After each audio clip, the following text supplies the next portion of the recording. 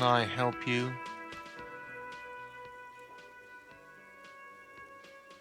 What is this thing?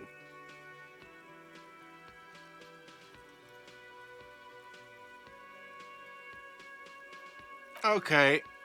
Okay, well, this is actually a nice bird. A competent piece of taxidermy.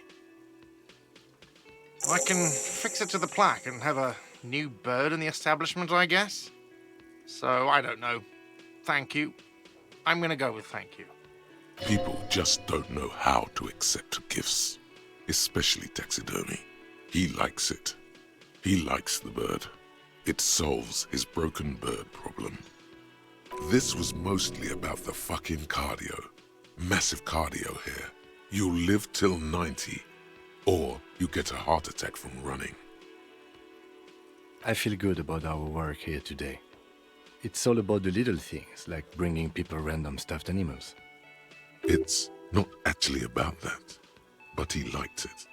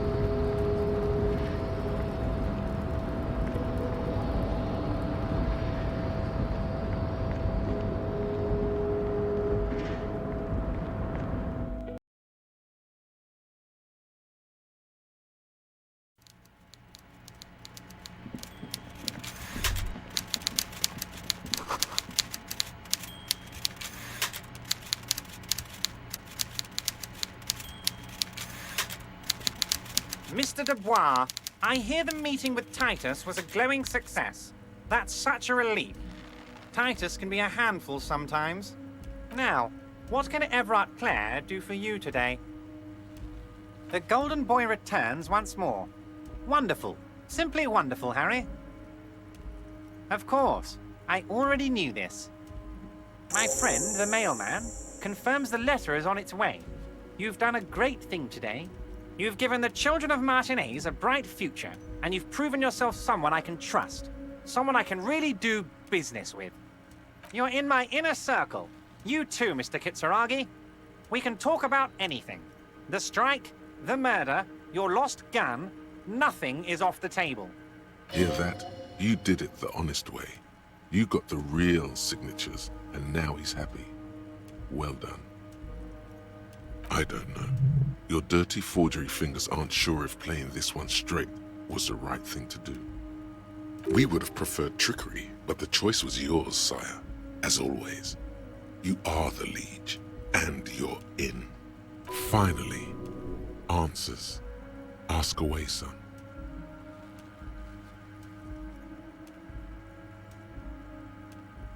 Harry, by now you should know I would never do anything tricky like that.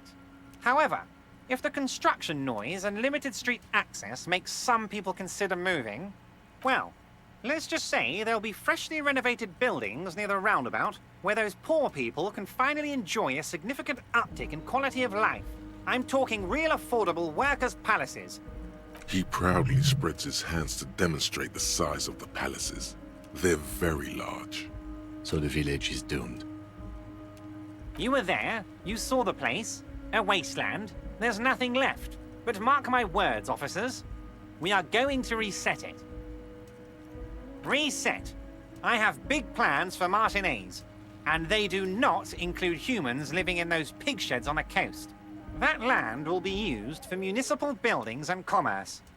Harry, imagine a youth center supermarket church complex, employing hundreds, no, thousands of people. The coast will be lit up with enterprise and life. All those ruins out there turned into low-income housing. Harry, enough is enough. We're taking this district back. The war was 50 years ago, for God's sake. It's time to move on.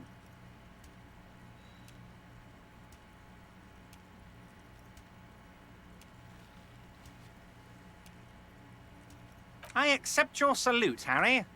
All of it is true. I've got the center, I've got room for a retail complex, and in 4 years I'll get the church too. The wheels are turning, Harry. The wheels of progress. This post-war limbo, I won't stand for it. There are kids practically playing with their own feces out there.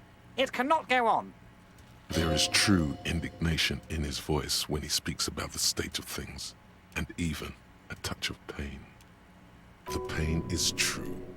He's seen kids do worse than that. And then there will be a giant statue of him towering above it all. I'm not a symbolist, Harry.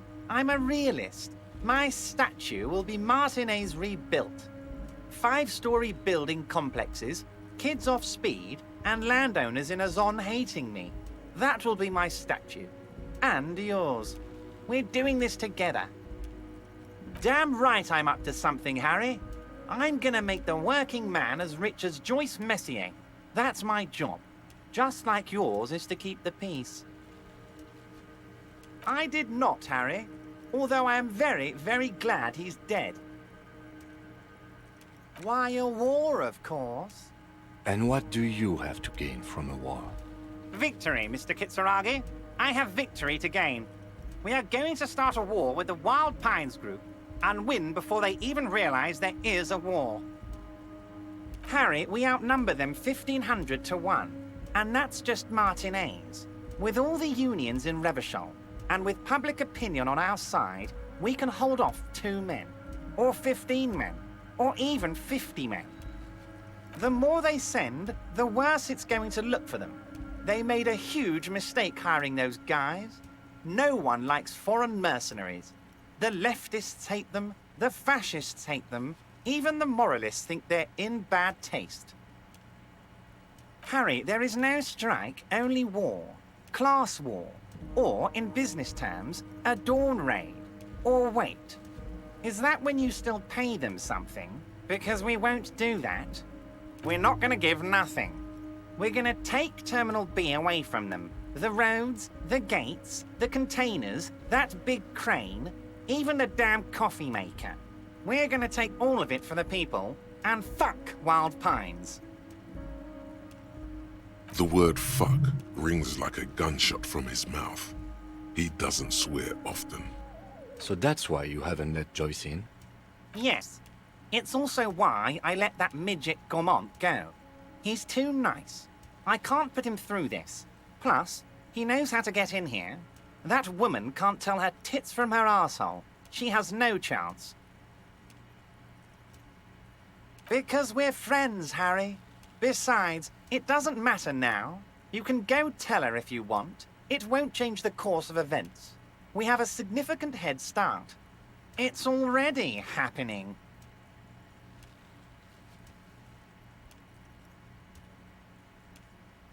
$2,372. Plus yours truly, of course. 2,373 is a sizable contingent for a labor organization in Revachol. Oh, you mean what sort of goods are going to be flowing through? How am I going to replace all the contacts we'll lose once the poo-poo hits the fan? The clients will ditch us. Harry, we've thought of everything. Clients would take a well-known multinational conglomerate over a local mobster any day. We've been running back channel negotiations with all the major clients. I think the company will be unpleasantly surprised to see how many of them stay loyal to Martinez and to the new competitive contracts we can offer. With renewed zeal sparked by communal ownership, the men will be shipping those containers double time.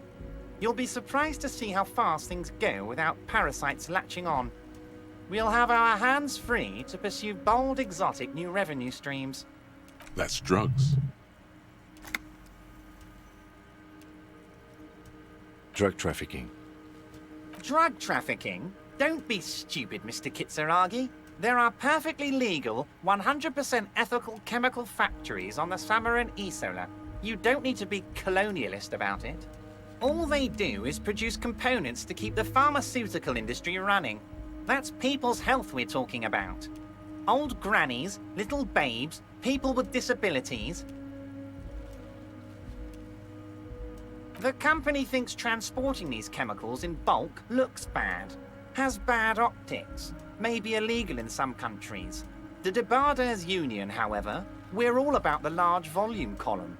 In bulk shipping, large volume column is a major buyer, a shark.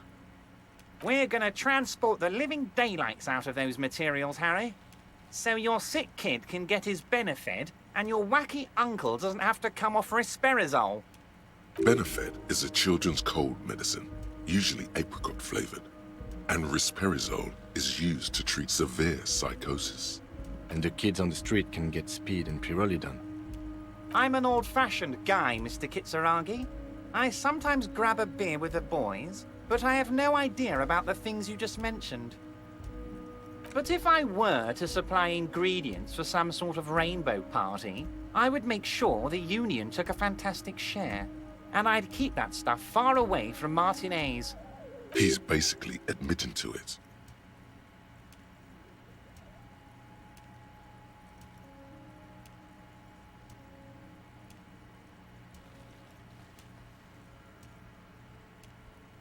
It's also far removed from my men and the people of Martinez who've put their trust in me. Anyway, let's not focus on the sensationalism of the drug trade. This hypothetical drug trade is all anyone ever seems to be interested in. It would only be a small part of the harbor's turnover, just like the harbor is, but a small part of Martinez. Let's look at the big picture. Martinez as a whole.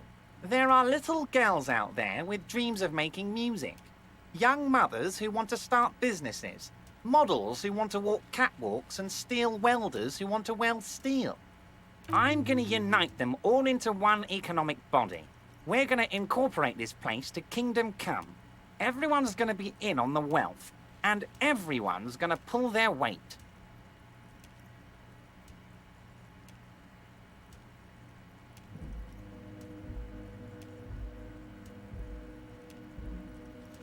Harry, the future I have in store for Martinez will have all the macho aesthetics you love so much.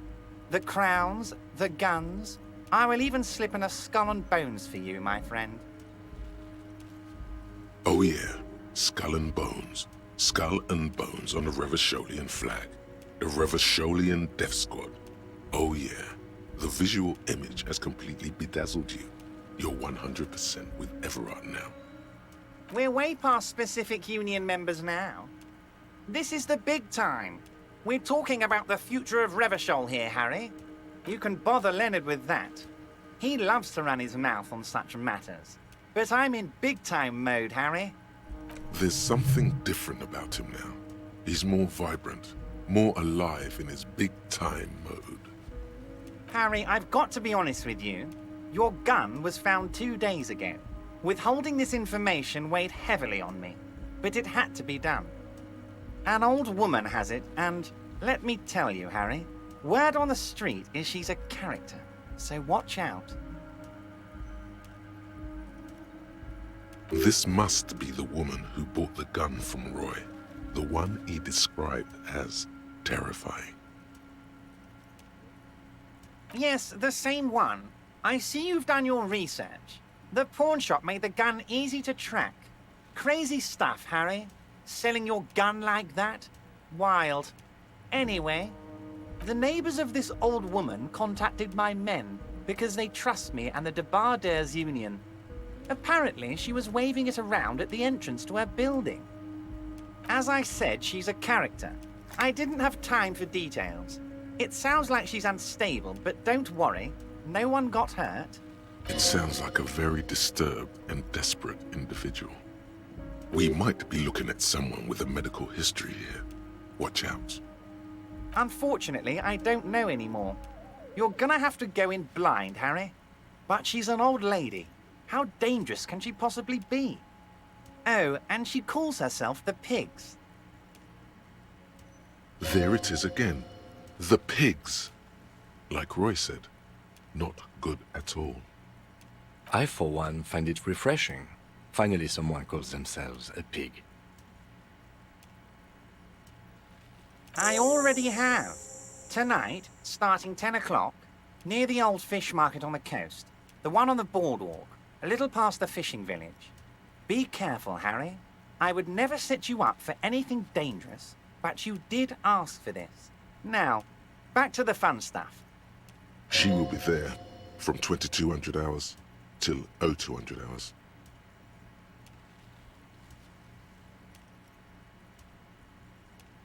More fun stuff. Seems like we already have fun stuff to do. Great, Harry, great. I think we have truly built a bridge between Martinez and Jamrock today. We have united the RCM and the Debardeurs Union. This has been so great. I'm sorry we don't have more fun things to do together, but if you ever feel like bouncing something off me, my door is always open. I'm always happy to educate and very nice, Harry.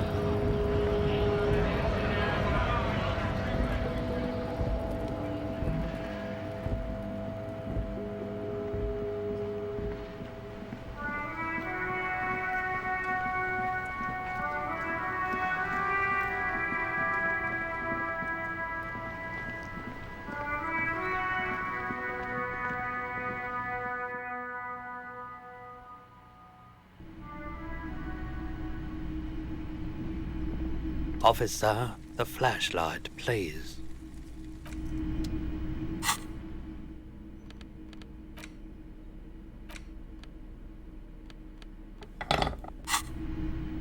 Hello, hello. Let me know if I can help you with anything. You mean Reese Pooley? Yeah, I do, but I'm not some Mr. Fix-It. I'm a pawnbroker. If you want to pawn the tape, sure. Although it looks pretty worthless. Just explain why you need this so much. He's bound to understand.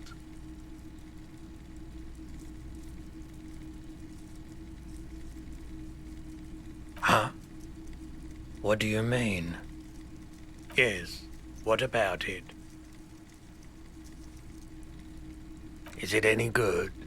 The music, I mean.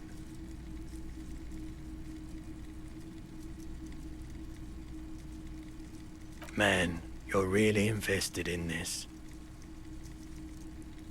Okay, I'll help you out. It's going to take a moment, though, so just sit back and relax. You take some time to look around the store. The play of visuals all around the pawn shop is mesmerizing.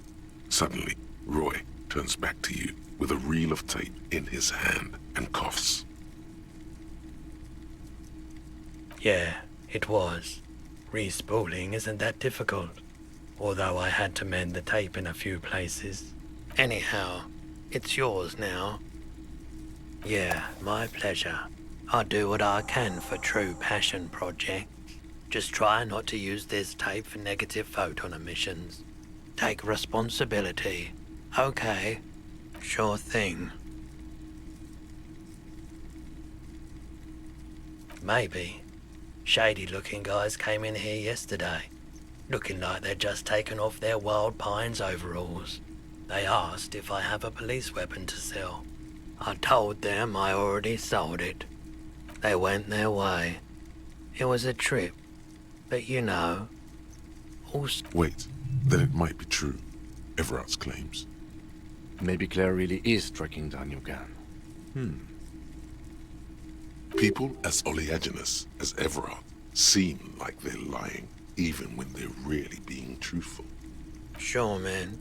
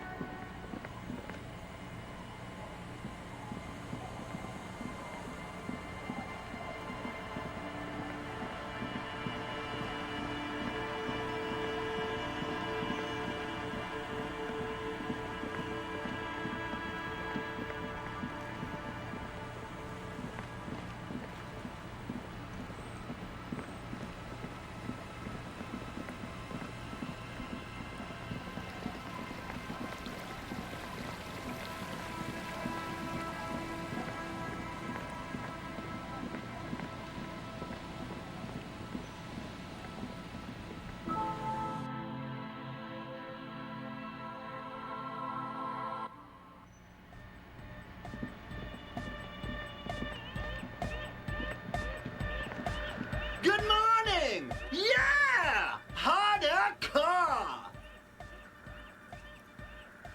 Yeah!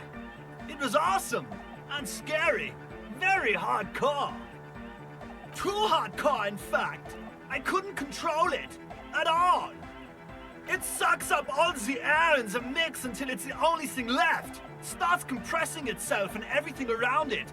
Completely fills up the headspace. Extreme! Inside your chest, the heart beats still with the after effects of the sound. Imagine if you could harness that power, making it headsets. Oh! I don't know. Maybe someone can do something with this. I imagine this is the sounds that the future could make. Yeah! Yeah! Remix time! Tape goes here, into deck B. A hand on his ear, he listens to the audio through his headphones and shouts. Wow! Did you get this from Arno himself? A great excitement is bubbling to the surface within him. This is big. Listen, I'm just going to show it to you. Ready?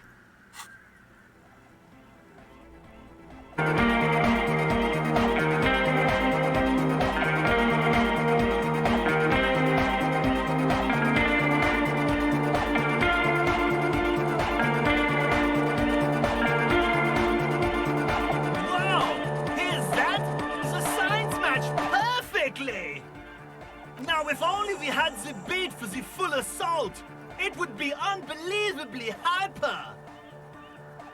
What is this? It's good. How did you guys do that?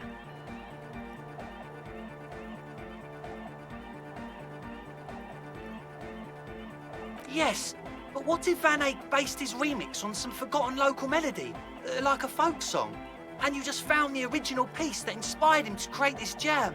That would explain why it fits so well. Nah, to me it sounds like classic Van Eyck.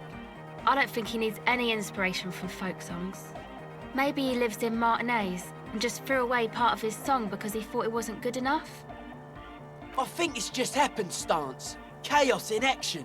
Contingencies of our limited existence. That and Egghead's fantastic talent. Noid's right. Egghead's technical talent is the key. No. This is definitely part of the same song. Something cut from it. It fits too well. Something mysterious is going on here.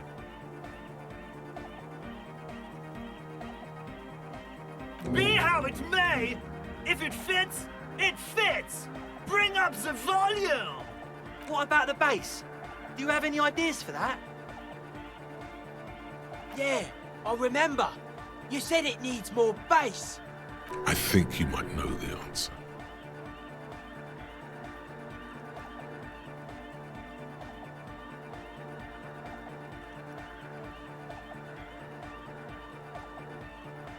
Oh!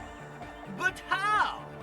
What about that compressor Andre was setting up to achieve some sort of parallel processing? Don't be too hard on yourself if you don't figure it out. I think the jam's already pretty ultra. But it could be hyper hardcore.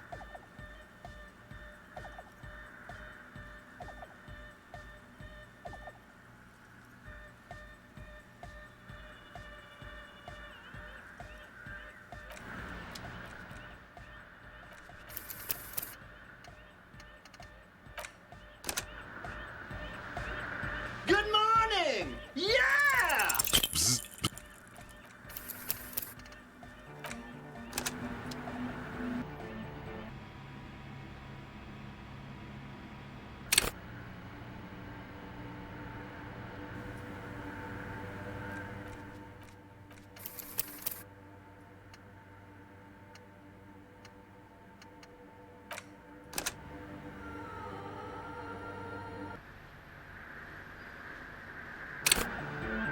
Good morning! Yeah! Bzz, bzz.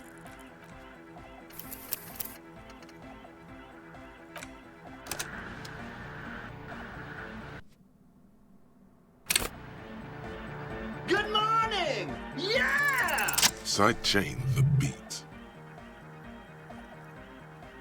Listen, you can use the compressor to select between which track it's compressing, either the auxiliary signal or the main input from the tape. Make it alternate between the signals.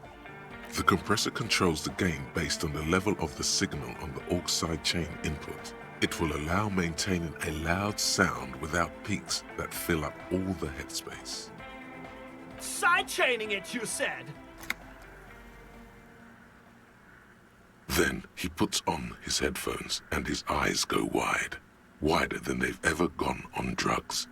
He starts jumping up and down, with bliss, in total silence. Hey, what did you do to Egghead, Cop Man? Did you break him? Are you ready, pussy? Noid straightens his back, ready for the beat. I was born ready, Egg.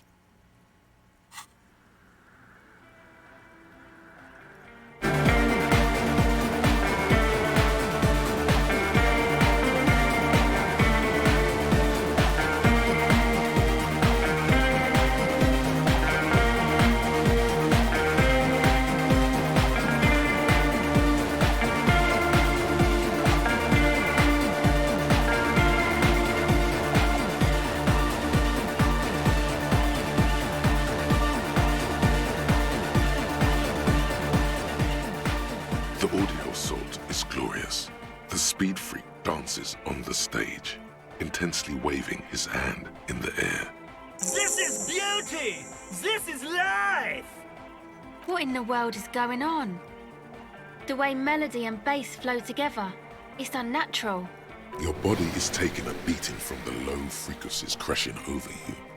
It's making you feel alive again. Introducing the ultimate sound! God damn it!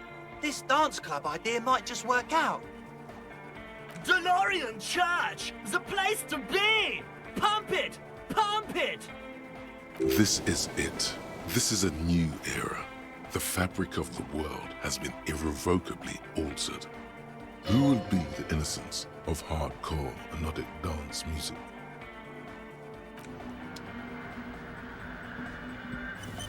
Yes, what is it?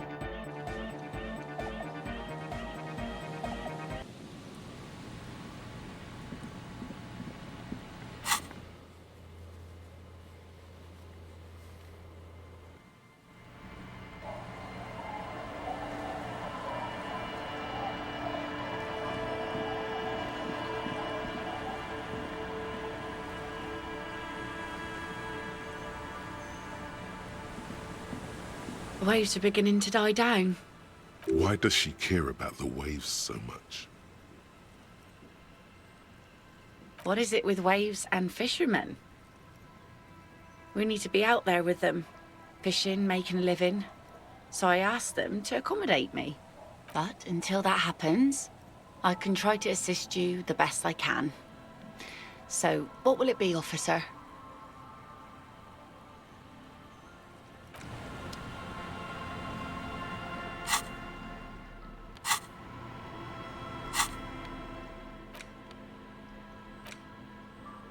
The face of King Comrade, but only perhaps. So please. What do you... You flip back this section. You all... Whoa. It seems to... According.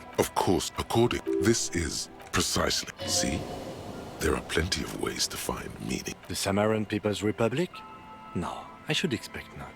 Why do I suppose that would be something to see. You flip back to the front of the magazine. Unsurprised. You skip. Finally, there's a brief article about the eternal problem. Thus, they tend to experience that is that true? You flip back to the front of the magazine. The table of contents unfolds before you.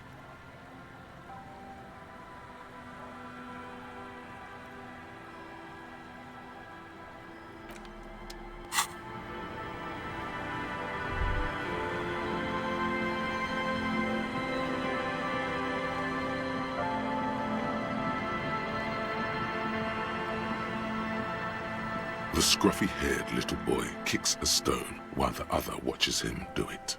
Yes. Yes.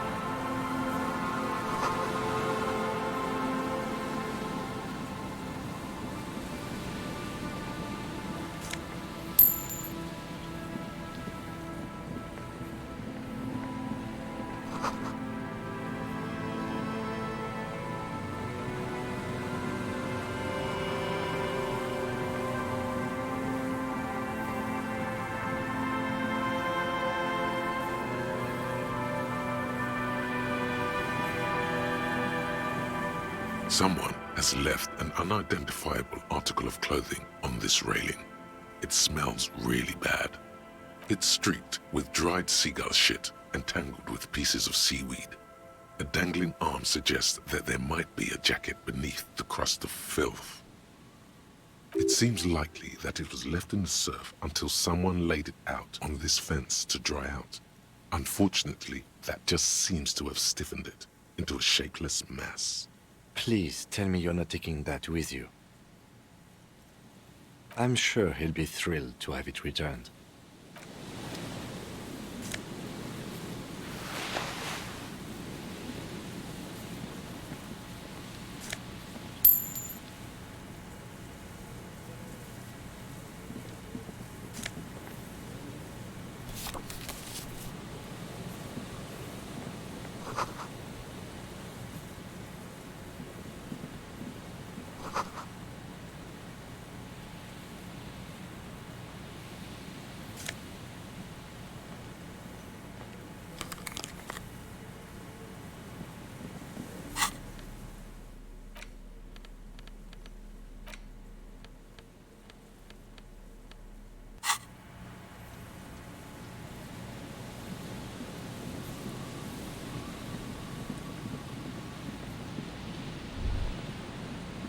The smell. It's awful and familiar. Don't be naive.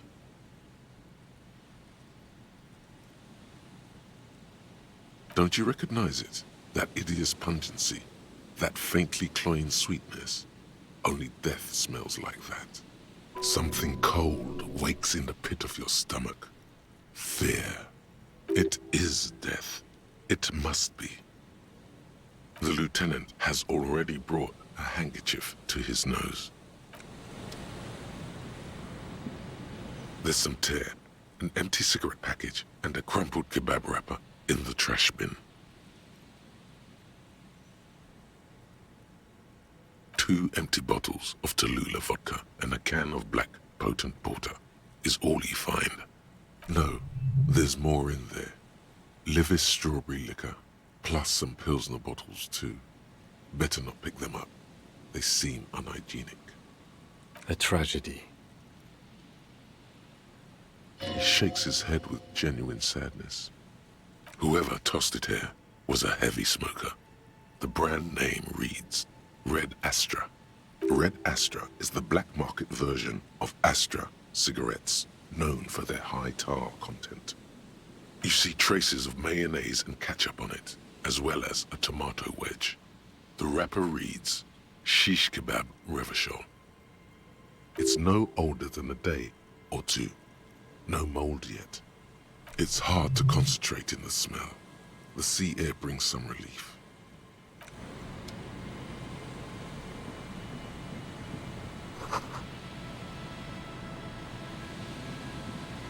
A man lies on the boardwalk, his limbs bent and neck turned at an unnatural angle.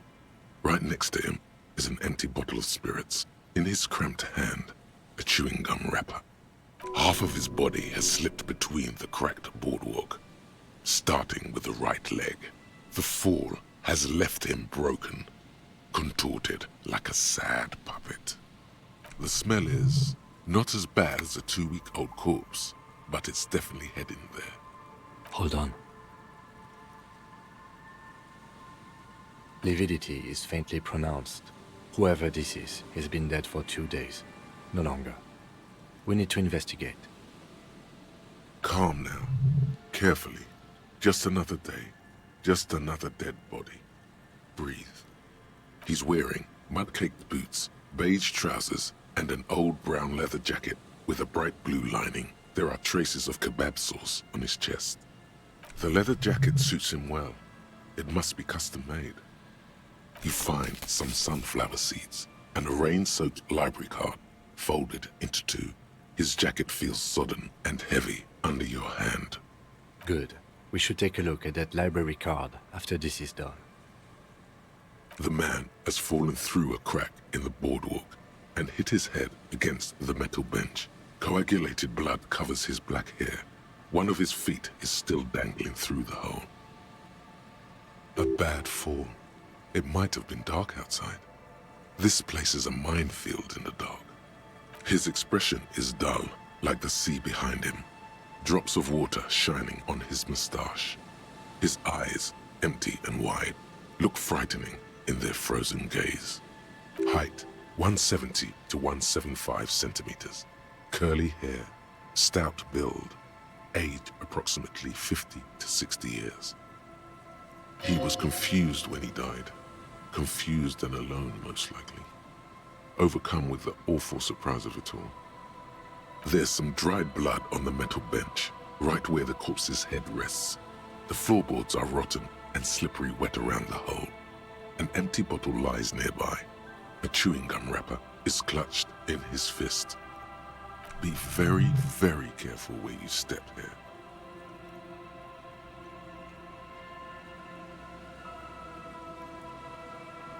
A dried chunk of blood covers the hair at the back of his head. An open wound. It's sticky and cold to your touch. This is what killed him. I don't see any other major wounds, do you? Seems like the head wound was fatal. It's exactly the shape of the bench. A .75 liter Tallulah vodka with its cap missing. There's hardly anything left inside. Tear all around us. Rubowski spearmint chewing gum. Green leaves on the cover. The man's mouth is half agape from the terror of the fall. The blackness of death. Stench. You think you see white chewing gum too? He ate the whole pack, right? It's to cover the smell of alcohol before going home. The worst thing is, I've seen it before. Almost the same scenario. Even the chewing gum. It's always the same.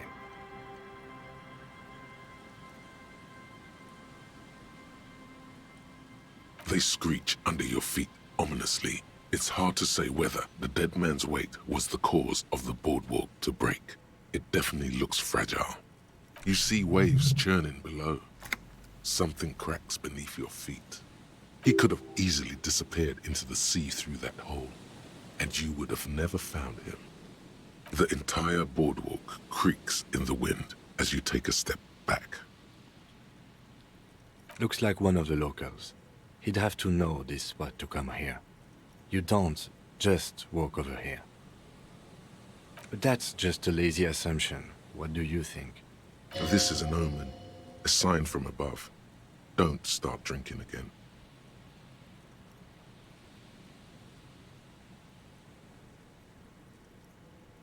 We do know that he was married. But you're right. Let's not run ahead. For now, all we know is that he's an unidentified middle-aged man found dead on the Martinez boardwalk. Death by misadventure. He slipped and fell through the boardwalk. A truly unfortunate accident. If it wouldn't have been for that bench, he'd be alive.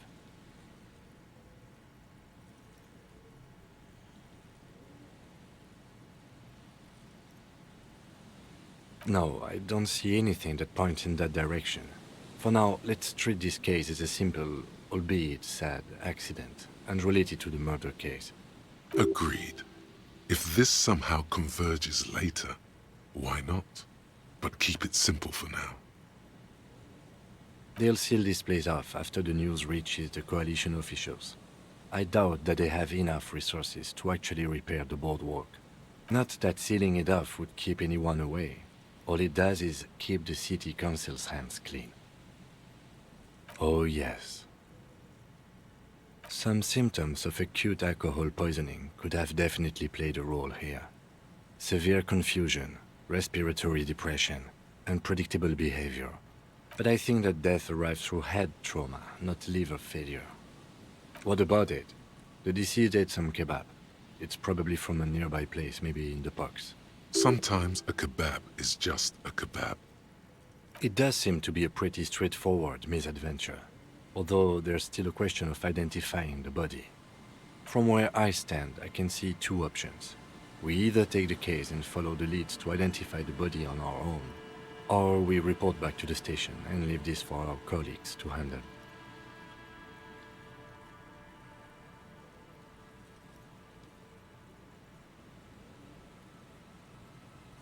A field autopsy isn't necessary if the cause of death doesn't appear to be criminal, and this looks like a simple accident to me.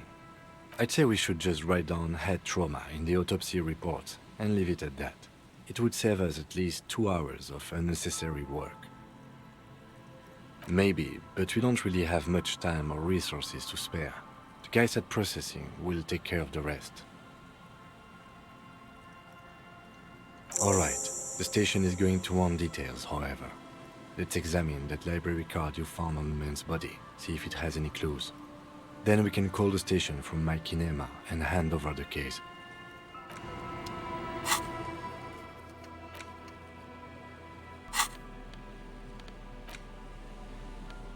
The library card is folded into two and still slightly wet to the touch. The front side reads, Central Jamrock Public Library Card, issued to Billy Mejean, expires July 53. Billy is a unisex name. Could be the deceased, or his family member. Whoever owns this card is an avid reader. You find a list of books written in blue pencil.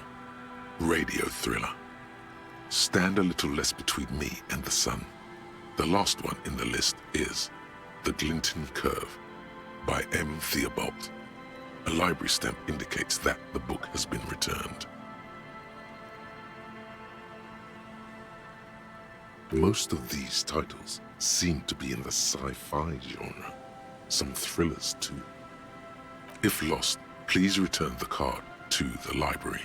Dial 005 02 55211 or visit us at Moreau Street, 78, Jamrock. Business hours, 900 to 1800. We already decided to let the station handle this case, so there's no need for us to call the library. Good. We've examined the library card. That should be enough for our colleagues. Now we can call the station from my kinema and hand over the case.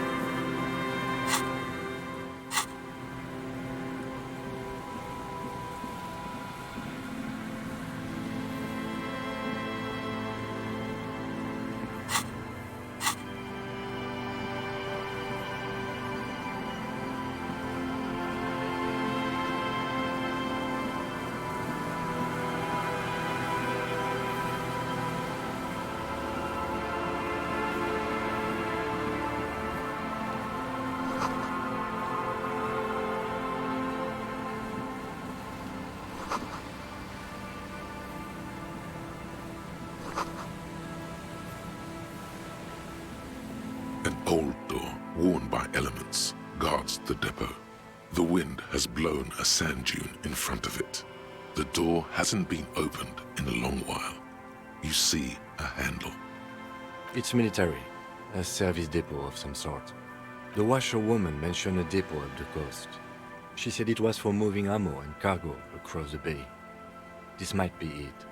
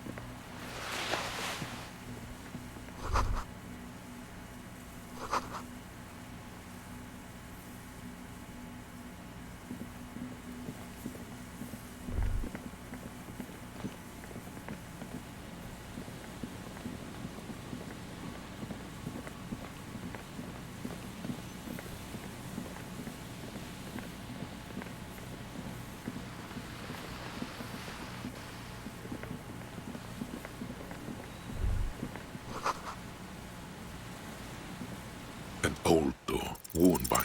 You rattle the handle a bit, then push on the door with all your weight. It does not budge. Not only is it locked, it's also jammed shut. We don't get in there. Frankly, you're just going to have to accept the fact that you can't get in through every single door. No. We've gotten into every door thus far. That's what we do. We open doors. We're cops. That's our perk.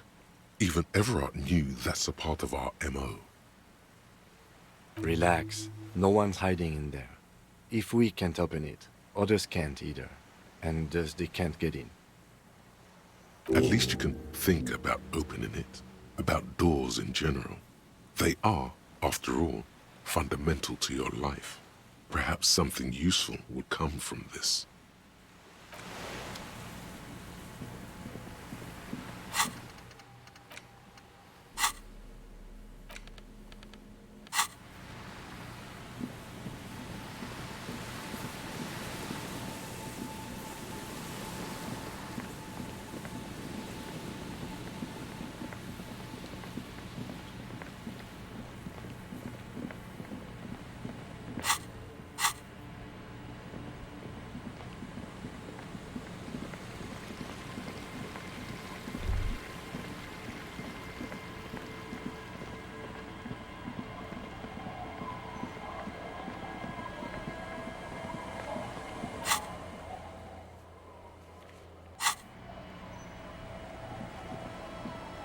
Our tenant, the policeman.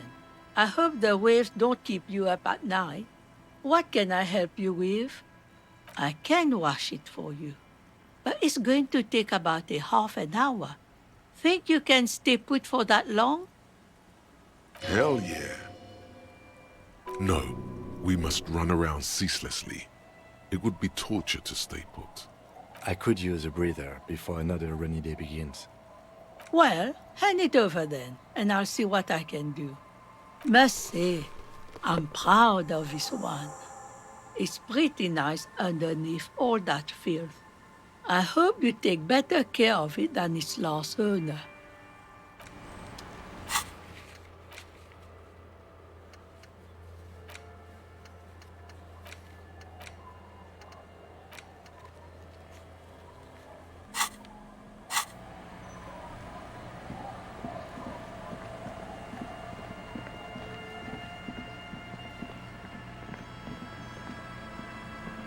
Tequila sunset.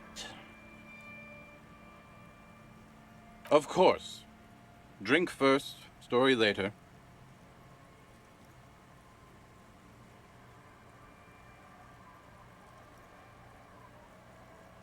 Not much, but it will do. This last one is the most Martinet story I've ever heard.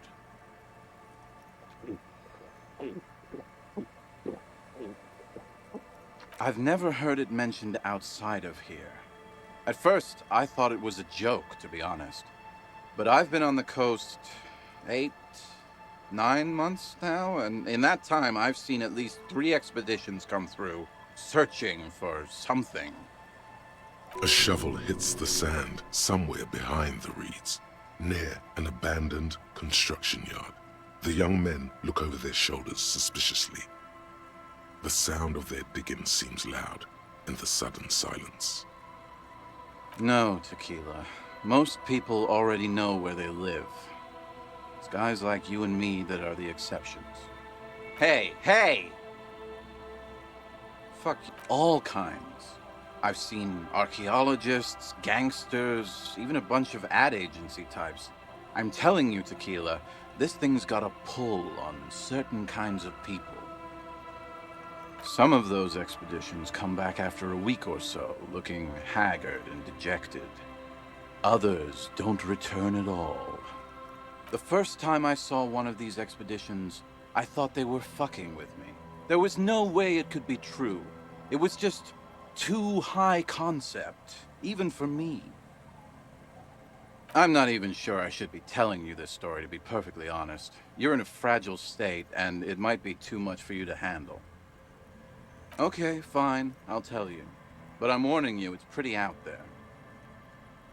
Our story begins at a legendary design studio, right here in Martinez. There was this designer. His exact name is lost to history, but in life, he was a legend. Made it big in Aranya, where he did some real pioneering work on grotesque and sans serif typography. A fucking genius, man. That is, if he even existed. Who knows? It's an urban legend, after all. Anyway, sometime later, he started his own personal studio here in Martinez. And that's when he started working on some really wild stuff. I'm talking some glass-smooth, forward-looking design language, the kind of thing that would totally overthrow the old regime, design-wise. A paradigm-shattering revolutionary? But then, something turned. You see, it's widely known that nose candy and pioneer graphic design work go hand in hand. You know Tequila, nose candy, the White Railroad, party powder. The kids on the streets also call it Snow Day. Or Emalan Gold. For the plateau on which most of the world's supply is grown and harvested, typically by slave labor. Sinus salt, the White Knight. Can't see, for its popularity among the aristocratic class of the prior century. Along with a number of more banal street names. Blow, of course, but also Flake, Powder, Pearl. Really, anything that's white will work. He's talking about cocaine, baby. Shit yeah, Tequila. You know exactly what I'm talking about. You've got to understand, the work this guy was doing was so high concept that regular amounts of cocaine just weren't cutting it. By the end, they were bringing it in by the lorry load. Now, as you might imagine, snorting that much cocaine can't be healthy for a regular human, right? Right. Wrong. Do it all the time. All day, baby. Hey, Tequila, pay attention. The story goes that one day he was balls deep in work on what he thought would be his pièce de résistance, an advert so minimal it contained neither text nor images, just pure white. Apparently the idea was too high concept even for this genius. He dropped dead right at his desk before he could finish. His last words are recorded to have been, "It's as white as a blizzard of cocaine." I know, Tequila. I know. But the story doesn't end there. Supposedly, when they performed the autopsy, the coroner discovered nearly 1/4 kilo of coke jammed into his nasal cavity.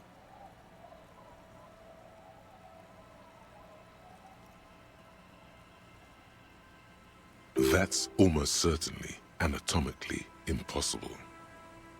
Wrong again, nerd. Where there's a will, there's a way. That's right. 250 grams of blow had accumulated in there over the years. We're talking high-grade Saramaritsian pure. Not that cut-rate shit your grandma does. There are those who believe the designer was buried with this 1/4 key of nose candy still lodged in his sinuses. That's what those expeditions are looking for. The cocaine skull. The cocaine skull. Here's the kicker. This designer, this lead designer of a world-famous design studio, was born in Martinez. A local boy, Martin Martinez. That's why he brought his studio here, back to where it all began. And that's why they buried him here, too. Perhaps right under Ab's pipe there. Or probably further down the coast, or in some yard in Martinez proper. A hidden mausoleum, no one knows exactly. No, my grandma always told me his grave lay somewhere on the islets on the bay. This is ludicrous and physically impossible. Sinuses can contain that amount of anything. Now, detective. Always the skeptic. My only question is, where does one get a shovel? The archaeologists say they want to put it in a museum, the gangsters say they want to sell it on the black market, and the ad agency guys say they're seeking inspiration. Bullshit. They just want to snort it. But you could beat them to it, Harry. You could snort the magic skull cocaine instead. I'm pretty sure they all just want to snort it, though. And why wouldn't they, eh? Sounds like right strong stuff. Don't listen to him or his grandma. He's just making things up. No, my grandma told me. I've heard other people say it too. That it's underwater. Or no, maybe it was the storm sewers. Or maybe it's in the air. Or in an ancient step pyramid offshore. In a pyramid? Now that would be something. They're pretty vague about it in general. The gangsters like to claim they're looking for the grave of a friend, with picks and shovels. The archaeologists act all official about it, saying they're conducting serious research. Honestly, I think they're not really scientists, just rich. The junkies, for some reason, are pretty upfront about it. They just say they're looking to snort some blow out of a dead man's nasal cavity. Honest men on an honest quest. You should join them. By now, I'd say I know about as much about it as anyone on the coast. Whoa, whoa, whoa. Hold on just a minute. Finding it right now is literally impossible. What? For one, the way is blocked by that big lorry that says Delta Logistics Company on the side. You definitely have to search the area behind that lorry too, yet it is impassable. And second, outfitting an expedition like that is expensive. It'd have to be a big production to do the cocaine skull justice. You need new gear, people who know what they're doing, all kinds of provisions. It's just not feasible within the economic and temporal frame of our current setup. Matter of fact, unless a bunch of money just falls out of the sky, we might never know what's up with that skull. I have to agree. We barely have what we need to solve the case we've got now. We can't afford to run around chasing after quasi-mythical pieces of drug paraphernalia. Besides, it would look extremely bad for the RCM to be caught up in something that has the word cocaine writ large on it. The PR is tricky on this. Wait. Maybe there's another way. Maybe up around the coast? Don't give up now. Yeah, well, that's the reality situation for you. Who knows, though? Maybe someday we'll get our chance. Not that I can think of, currently. That might be the case, yes. My jacket? A look of consternation crosses the man's face. He looks at you, then at his bottle, then back at you. What the fuck are you talking about, Tequila? Falm? That's medium concept stuff, not my style at all. I can't believe I'm saying this, but maybe you should lay off the booze. It's fucking with your head. It becomes abundantly clear to you how this man managed to lose his keys, business, friends, and girlfriend. I'm calling it. It's neurological.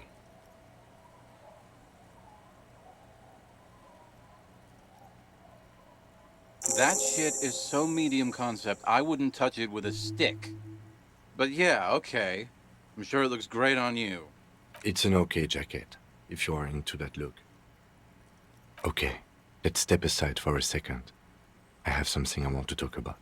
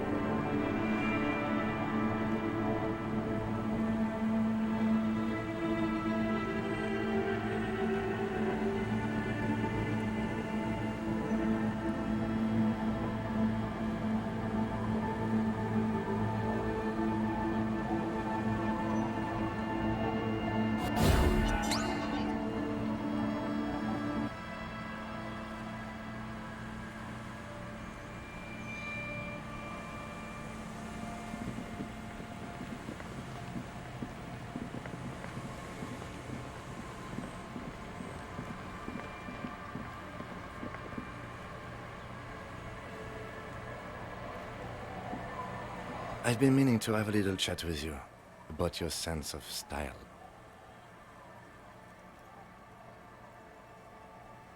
To be perfectly blunt, you are dressed like a bum, and you smell like one too. You have developed a bit of a rind over the past few days. The lieutenant's right. You're the acrid sweet smell of decay that makes respectable people wrinkle their noses. The room evacuating fart. The lieutenant sighs. You know the expression, the clothes make the man? The right outfit in the right situation can make all the difference in the world.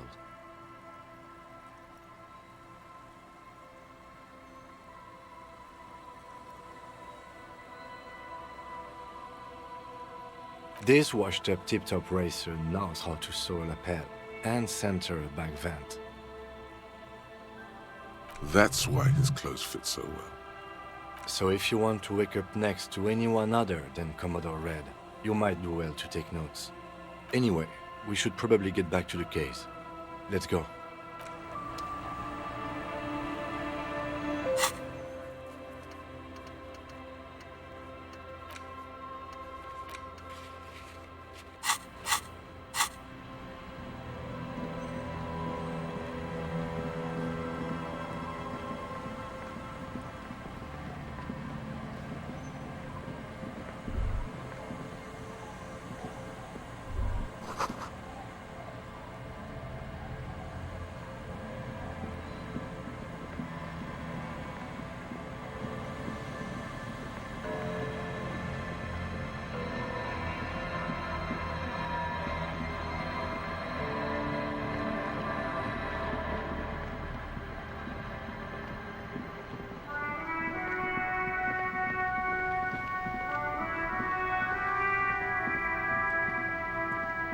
Inside, you see a set of steering levers, a radio microphone, a pull-out toolbox, and the soft glow of the fuel preheater gauge.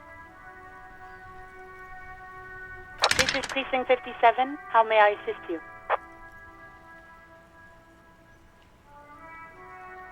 Sure, officer. What's the number? And the make of the armor, if you know it. Got it.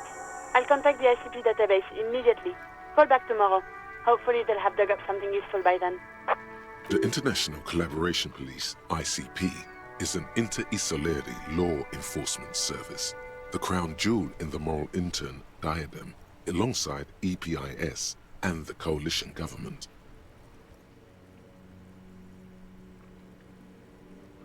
One moment. Can you please describe the body? Age, sex, cause of death?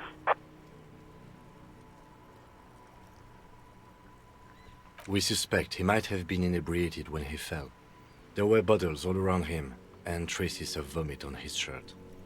Any signs of violence? No field autopsy necessary. You can hear her quickly typing in the background. What about his belongings? Did you examine his clothes?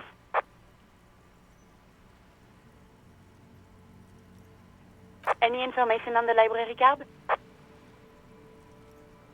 Good. You have a lead. Do you and Lieutenant Kitsuragi want to take the case, or should I assign it to someone else? Assign it to someone else, Alice. We've got enough on our plate. Great. I'll give it to your colleagues. You don't have to worry about the case anymore. We'll send our officers to take away the body. That's all for now. Thank you for reporting in. Is there anything else I can do for you? Just a second. Sylvie Malaika on the line for you, officer. Yes. Hello? Oh, great. You hear the... Anything else I can help you with? Just a moment. 10-4, come in, officer. Over. 10-4, sir, glad to hear that. I'll write down that there is no need to issue a new one to you then. Over. 10-4, sir. Sorry. 10-4. Order that. Roger that.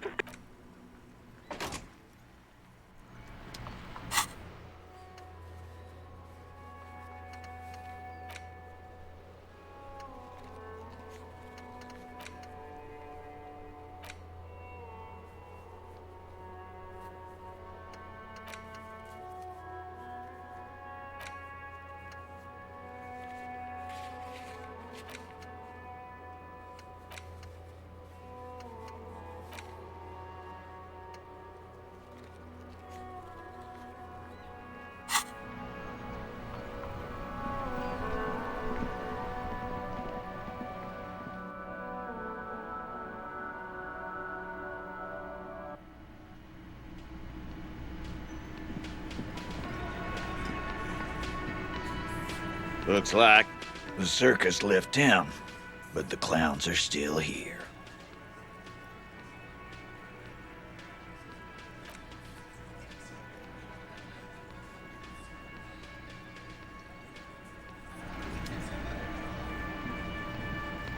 I've got nothing to say to you.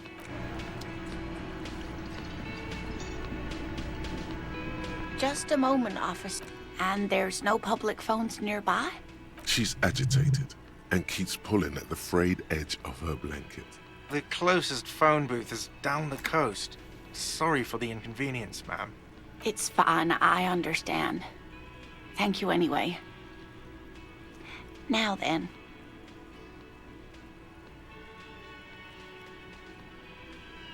Please don't trouble yourself about me, sweetie.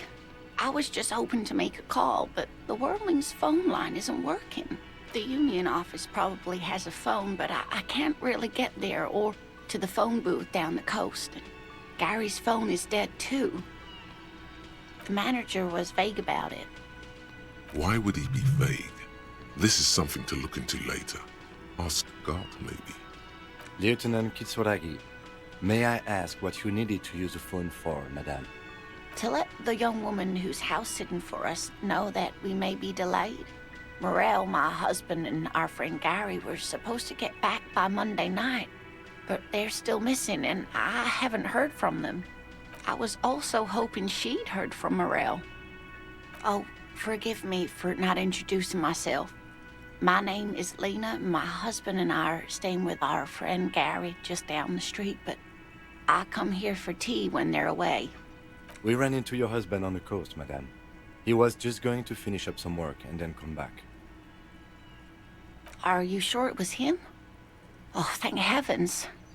Silly me. I knew what I was getting into when I married a cryptozoologist, of course. It's just... waiting for him to come back from field work is always nerve-wracking. Still, I should have known he'd be returning late this time around. Finding the Insil Indian phasmid, it's very important to him.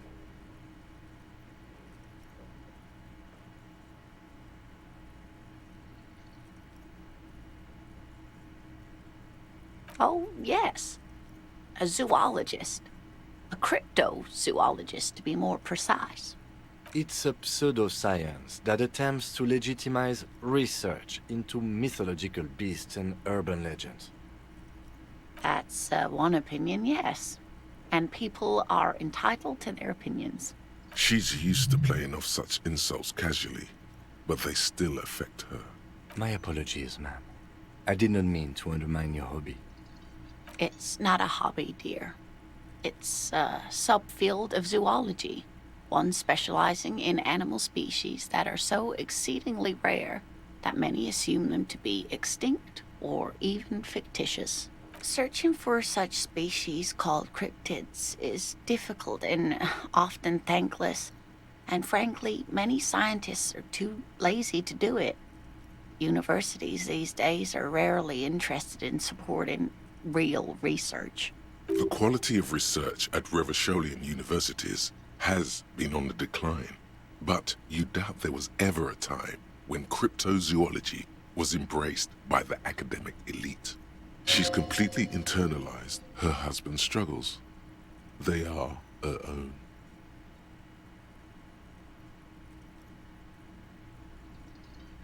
Surely things can't be that bad? You sense that she won't judge you, no matter what you say.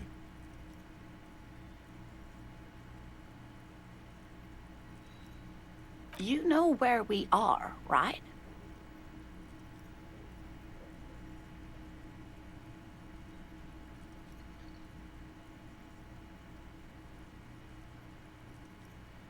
Now. We are alive in a hostel called the Whirling in Rags, and the Whirling itself is in the city of Revachol.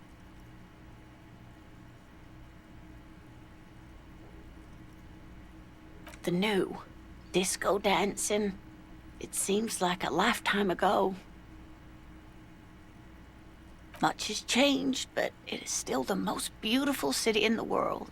A rare jewel set in the sand between the pines. Everyone says so, even foreigners. Speaking of history, you know what year it is, yes?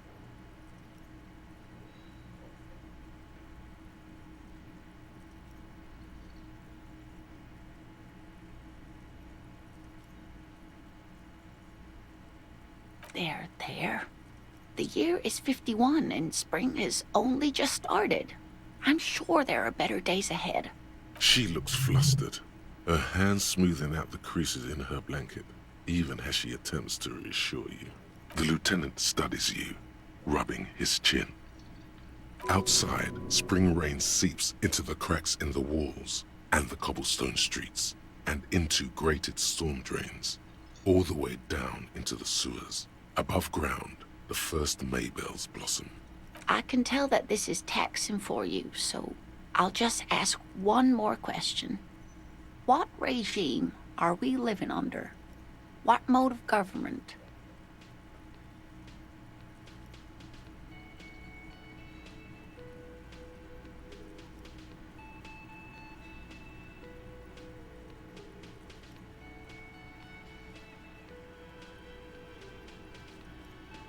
No, sadly not. Revachol is what's called a zone of control under an alliance of foreign powers called the Coalition. We have no government of our own, and what democracy we have is market-driven. Meaning, buying is voting. Oh dear, this is troubling. You really ought to know that, being one yourself. There aren't really any cops in Revachol, not in the traditional sense. The status of law enforcement has been a complicated matter since the revolution. But we should stop for today, sweetie. You look like you need a break. Besides, I'm not the best person to explain the big things to anyone. She's scared now. She's realized you really are brain damaged. You didn't do very well, dear. It does look like you're having trouble remembering things. History and places. Remembering reality in a word. It's very odd. A sigh. The lieutenant buries his nose in his notebook. But maybe a fresh set of eyes is what the world needs. And while I'm no doctor, such bouts of amnesia are often temporary, so I wouldn't worry too much. She means this sincerely. Worrying won't do you any good. A defeat, I'm afraid. The people of this archipelago tried to build something new. Something different. The rest of the world didn't like it, so they came and ended it. It has something to do with everything. I really don't know how to explain it better. I'm just a poor woman, she thinks. What do I know of these things? And how can I help you? Someone more educated in sweeping matters. Maybe you should ask. No, I'm not an encyclopedia. I won't be a guide either. I'm a police officer. Of course. Then, I don't know, someone rich maybe. Wealthy people are educated, though I don't know where you would find a wealthy person in Martinez. But thank you, sweetie. You did make me forget about my worries for a while.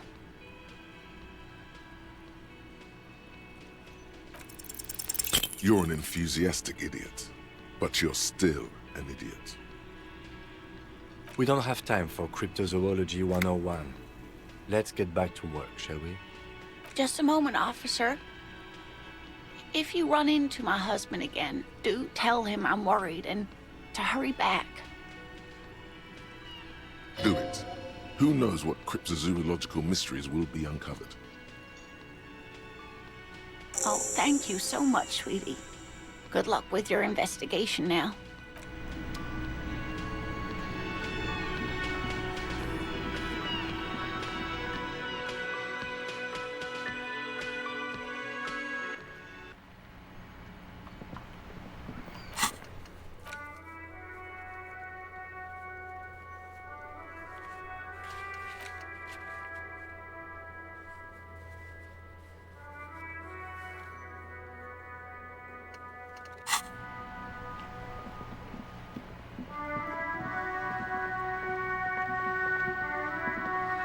Every snowflake is like a little gift from the sky.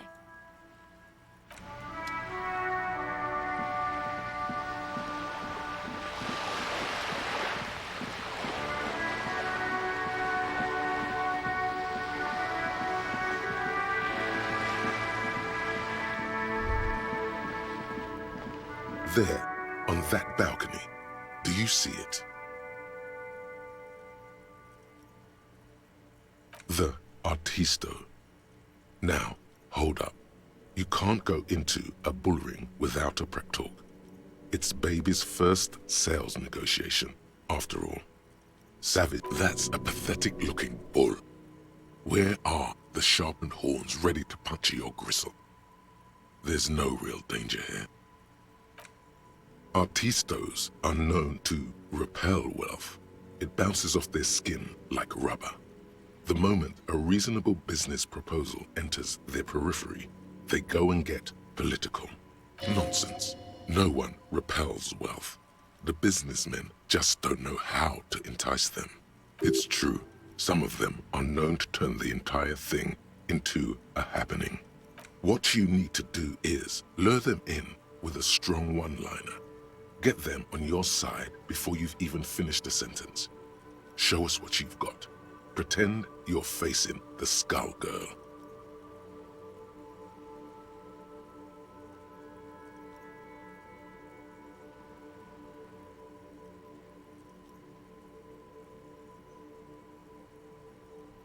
What is this? A dating agency? Are you looking for a pretty young thing to sponsor? Never mix business and pleasure. Never. Holy moly. Are we being arrested here? Only tax inspectors and debt collectors speak like that. You don't want to start your business relationship with the wrong vibe. But it would catch her off guard. That's always an advantage. Boring. Boring. Yawning my jaw off here. Next. It's polite. What's wrong with being polite?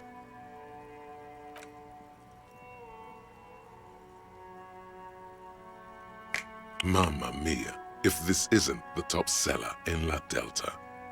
Everyone knew you'd eventually get it right. Okay then, off you go. Let's see what you've got. There, on that balcony, do you see it? Straight into a bull ring with no prep talk? No. It's your first sales negotiation. That's a pathetic looking, a streak of... There, on that balcony, a streak of...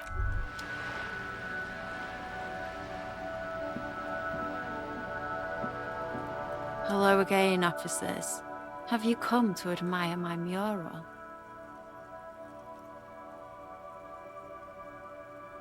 I don't believe it.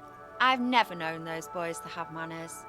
The bemusement in her voice doesn't fully mask genuine tenderness.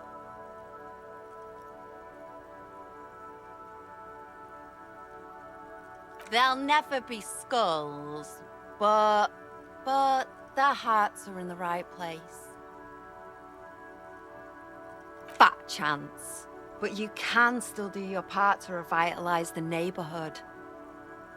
She throws you a conspiratorial glance, then presses her finger to her lips and squints up at the sky, as though straining to hear something in the distance. Have you noticed the quiet? Every so often, you might hear a gunshot pierce the air somewhere in Jamrock. But in Martinez, no gunshots, no sirens. The people are languishing in boredom and complacency. This place is a sepulchre. We'll paint it red. We bring the raucous. You bring the sirens. What's that? The piggy's looking to get into the art market with a snappy business pitch. Watch out, or you'll be auctioned off and face the chop. The lieutenant straightens his back, waiting to see where this is going. Are we witnessing a performance, perhaps? Play along. Relax. It's all part of her image. She stares at you, fearlessly, waiting for a response.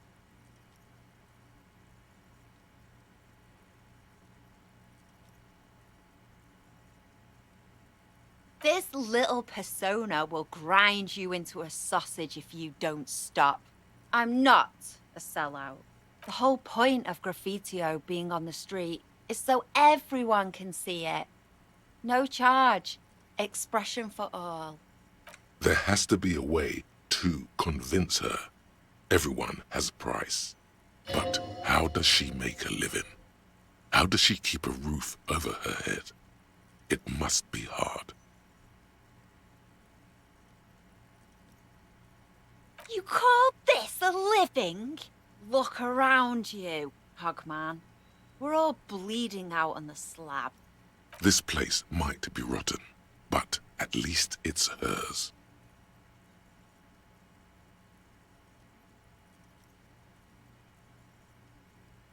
So what, pig? You gonna mock me now? I don't need this. Nearby, a horse bark barrels through an alleyway that sits between two monstrous squats. No one walks down there anymore, but the nostrils of those who pass by in wet weather still detect the sickly scent of gasoil and burnt hair. Fuck out of here. This let's get through this together type of stuff doesn't work on me, especially if it's coming from a pig. Perfect. She isn't interested. All the more reason to move on from this little side task. Your partner here gets it. Anything else I can not do for you, gentlemen?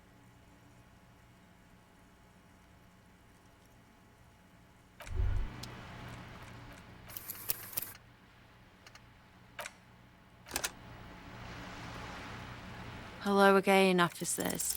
She's locked up.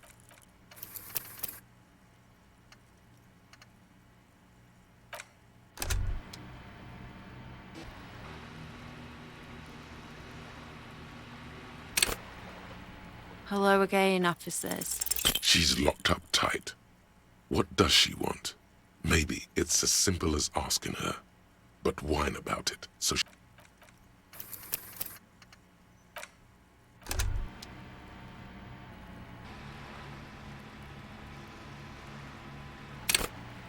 Hello again, officers. Sure, she's all draped up in ironic detachment, but everyone's gotta eat. Great. The little foray into the art world continues. Blah, blah. I'm not for sale, Piggo. Told you. Told you these artist types repel wealth. Turn it around. It's the seller who wields the power in this relationship.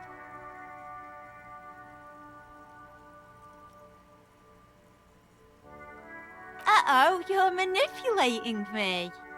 I do like a chance to rip off some stupid piggos. And I need a pack of cigarettes. And some paint. Okay, whatever, Piggy. Time to leech off each other like the parasites we are. Let me see what I've got.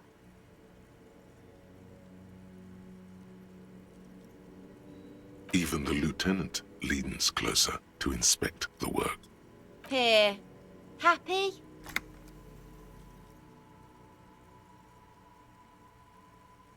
Interesting. You can immediately see multiple ways to interpret this piece. What is the experience that the artist is trying to create? What bodies and spaces are they seeking to explore?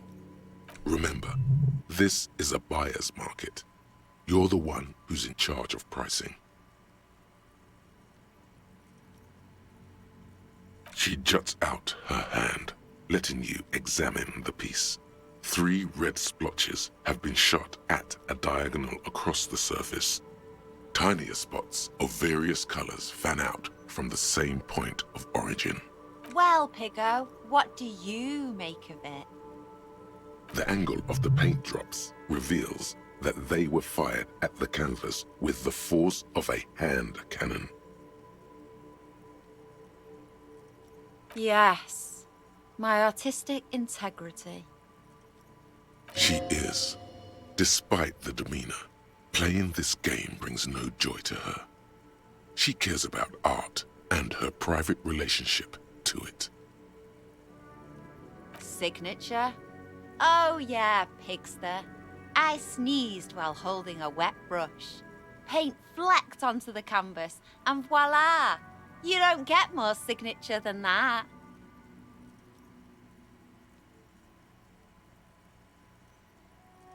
Art issue.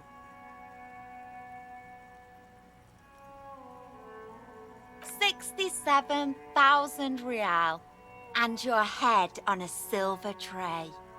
Remember, this isn't about the art or the artist.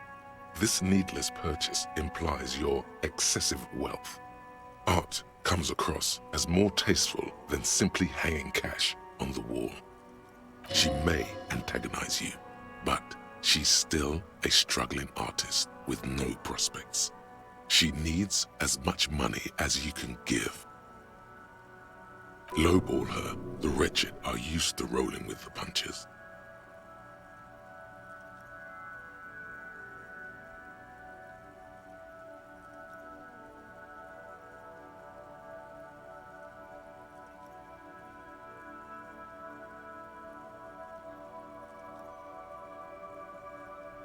All right, can't complain about that.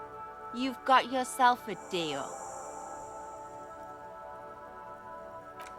Splendid. Your first physical asset. But no time to stop. Money grows old unless it keeps moving. You need to find a buyer, preferably someone who will pay a high price for such an exclusive piece from a local artist.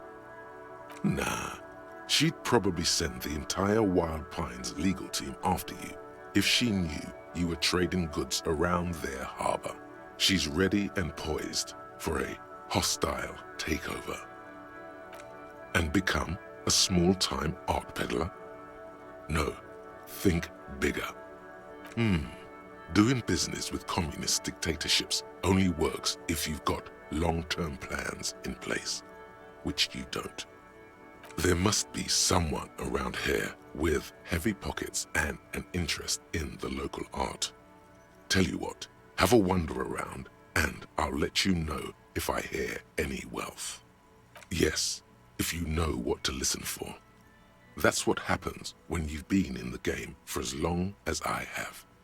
Your senses get tuned in to more opportune frequencies.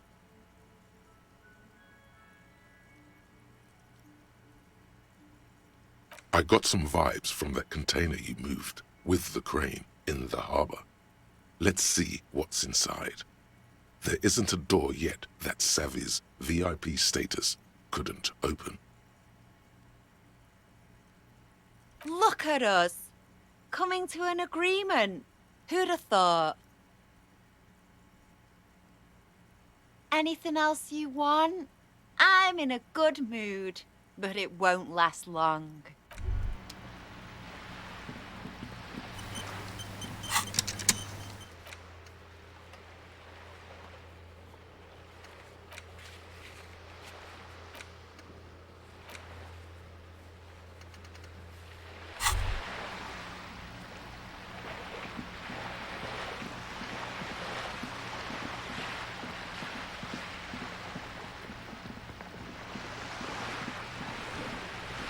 Wow, so someone's been a little boring. Yes, my standard liege. Someone's seen all sorts of wild ideas pop off and thought, I'll take the boring one. The regular, please. The brown. You? I wouldn't worry about that. See? You're so regular and vinyl brown, he doesn't even want to talk to you about it. No need to be defensive. The regularity, the brownness, the cut and dry have their appeal. A very standard appeal. Of course you do. Let's get right to it. My lord's Coppo type is regular cop. I'll let everyone know. I'll send out a telefax.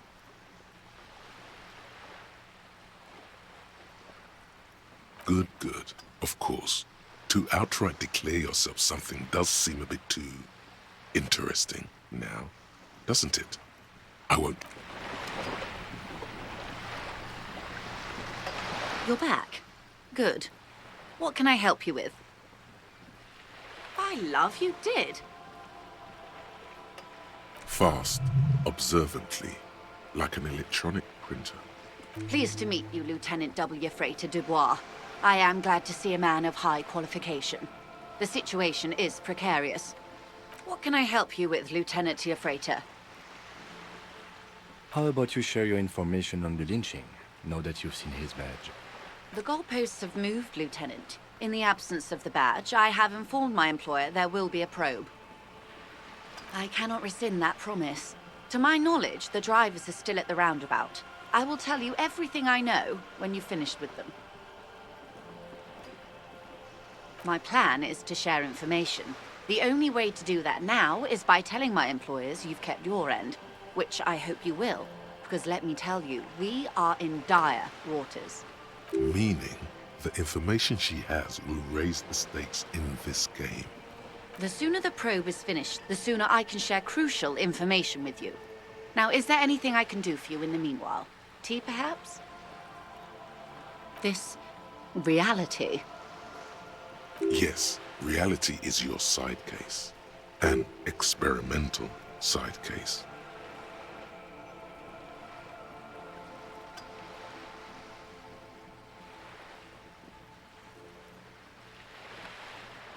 Ah, yes.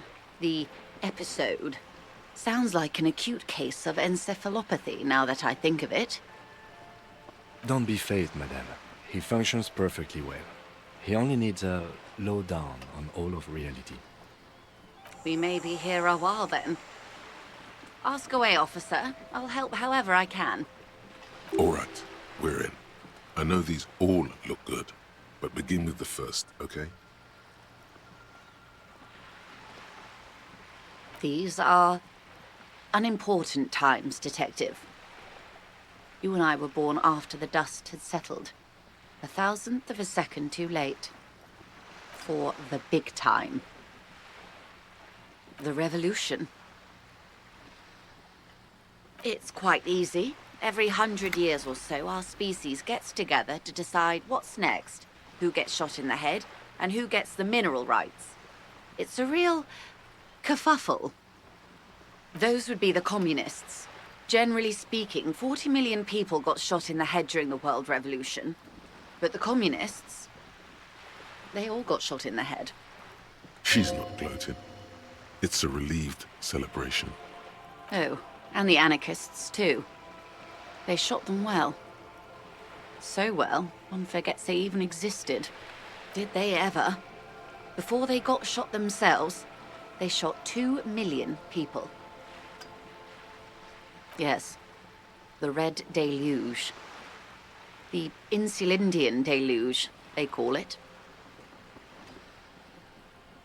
Yes, an acute thiamine deficiency can be exacerbated by alcoholism. Exacerbated means made worse. Oh, lots of people. Even the king got shot in the head, or thrown beneath a horse, or drowned. Accounts differ. It was unceremonious. Just as well, he wasn't actually the king. Just the king's nephew. The real king abdicated and lived out a long and productive life as a venture capitalist in Grad. Yes, King Guillaume had a nose for bad PR. He ran before it. What is the expression? Went down? Anyway, Gil got out alive and his nephew Fricelle got shot in his place. Him and tens of thousands of his wonderfully fascist kingsmen. It was a wild time. The liberals got the mineral rights. And by mineral rights, I mean everything. Liberals are usually middle-class people, Detective. Or the remaining gentry. The beneficiaries of the pre-revolutionary, arrangement. Some were rich enough to stay with the Constitution, with monarchy. Big mistake. Others bet on the revolution. They were called the Ultras, or Ultra-Liberals.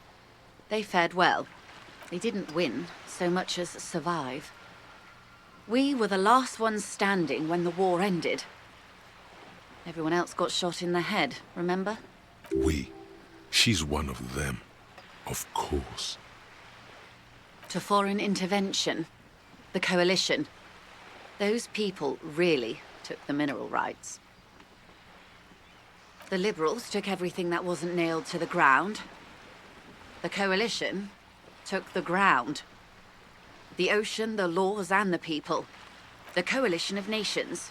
Grad, Mesk, Vesper, Messina, Oranje, and Sur-la-Clay. The armed center of the world. They landed here and ended the revolution. It was the moralist thing to do. There is bitterness in her voice, tempered with understanding. She is critical, but ultimately understands the cause. The moralists believe in keeping everything exactly the way it is. They believe in mineral rights, and not shooting people in the head. At least not in the same manner and volume as the others do. They are the long-standing provisional rulers of Revachol now, the coalition government. The rulers of Revachol, and also the world. These guys are strong. This is their zone of control. They embolden the RCM with crumbs of the same law they took. Technically speaking, you are a moralist. The color of moralism is blue. The official motto of Moral Intern, or Moralist International, is a blue forget-me-not, a piece of grey sky. Unofficial. For a moment, there was hope.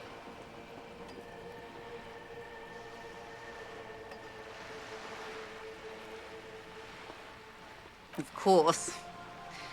Not easy to be moderate about head shooting in your line of work. Rooty tooty, pointy shooty.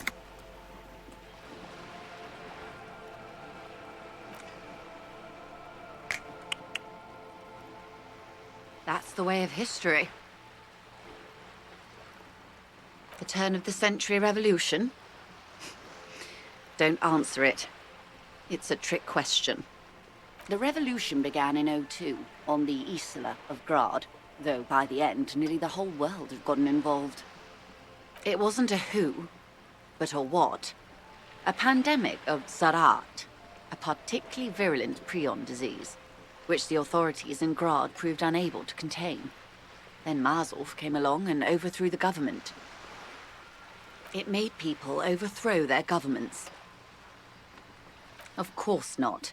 It was a highly infectious microorganism that destroyed brain tissue. The actual causes of the revolution were material. The pandemic only provided the spark. It was a funny time in history. They discovered transistors and rock music, but they didn't know anything about prions. Nobody did. From Revachol and Grad? Not far. The world managed to cauterize itself. Mazov's government was overthrown in '08, and the coalition crushed the Revachol commune 2 years later. It was the end. Why? You and I, officer. Our lives in the zone of control. Something tells you her life and yours are not that similar. Maybe it's because she has a boat and you have that necktie? A pair of pants? No doubt. But we share the same time and position on the planet's crust. That counts for more than you think. A city-state divided into free market zones under the everlasting interregnum of the Coalition of Nations, and you, of course, the citizens' militia. The zone of control is the third incarnation of Revachol, after the failure of the suzerain and the commune. Modernity. They developed the marvels of the inter-eastlery communication. Telematic milieus, radiation, colored plastics. Meanwhile, in Revachol West, the aftermath continues for the 5th decade. 51 minus 8 equals 43. Time flies. The 20s saw a decade of urban war, west of the river leveled, offshore platforms in flames. Still, it's regarded as an improvement on what came before. 08 to 19 was simply hell. The 30s? Things settled down in the 30s. Revachol East transformed itself into the world's largest tax haven, with the international community's blessing. For the first time in a long time, it seemed like things were going somewhere. Yes, and quantitative easing. It was a market mirage, unfortunately. The 40s dispelled it. An Isola-wide hangover, you might say. So, here we are. Welcome to reality, baby. From the looks of it, the 50s haven't been much better for the zone of control. You can see it in her eyes. Days slipping away. I've no right to be dissatisfied. This shirt is Barbara Muscova. This raincoat is impervious to rain and is guaranteed for 100 years. My daughters will wear it. No, it's just... We could have had so much more. Every one of us. If only we'd played it right. Good question. What would you have done differently? No, her first.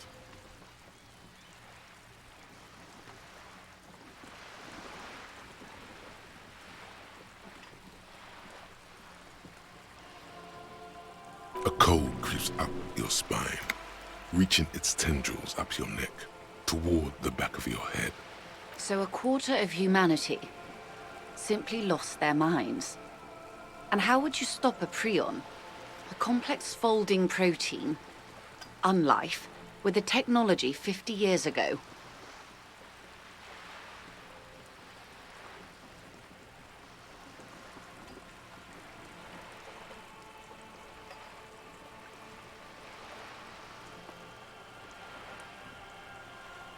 The wind stops, and for a moment, there's silence.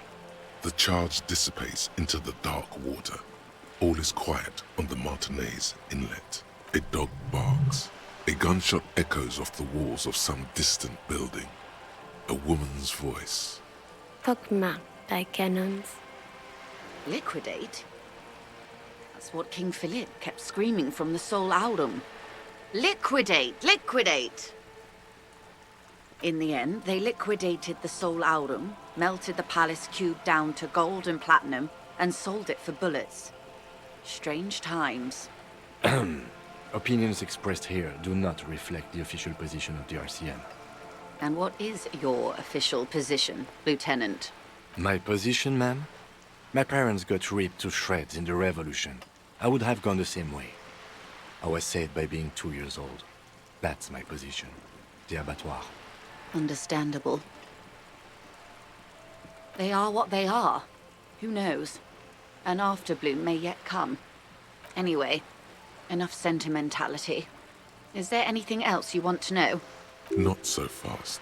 Who is she in all this? Ask her who she is. She owes you an answer.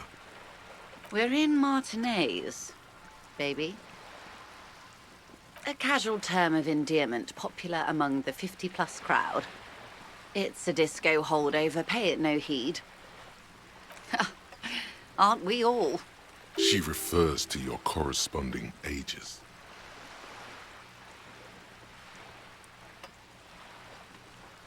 Martinez is a district of Revachol.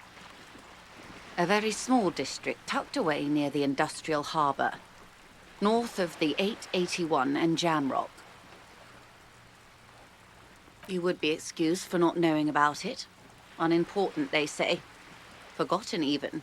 Shelled to smithereens during the Revolution. It has its charms, just not this time of year. I'm not a good ambassador. I've only been here once before, as a teenager. Not a lot has changed.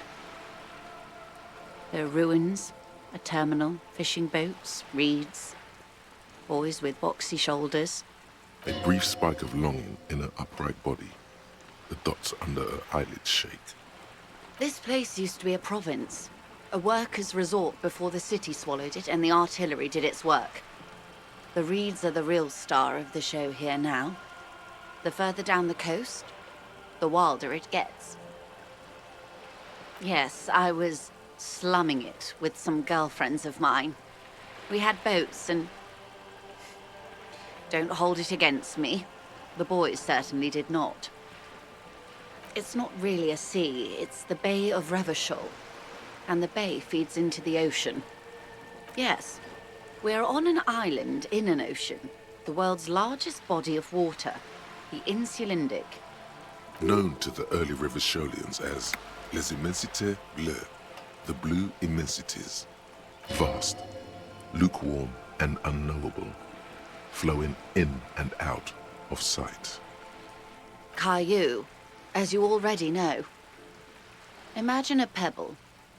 A smoothed-over pebble amidst a great blue sea, misshapen, cracked. The cracks are the River Esperance. We're in the delta of this river, on the 6th branch, the Martinez distributary. It is clear this pebble is of enormous value to her, and to humanity at large.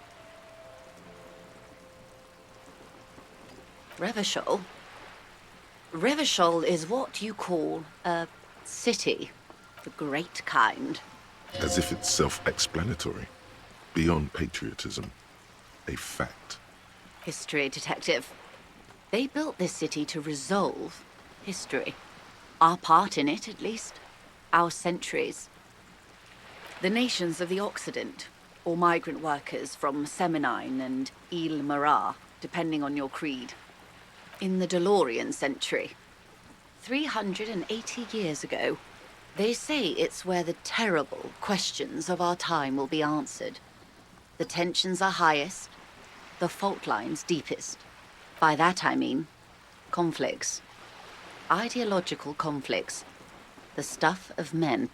We are standing on a fertile, self-sufficient island able to sustain up to 200 million people in the middle of the Insulindic Ocean, the world's connective tissue. It's where the money is.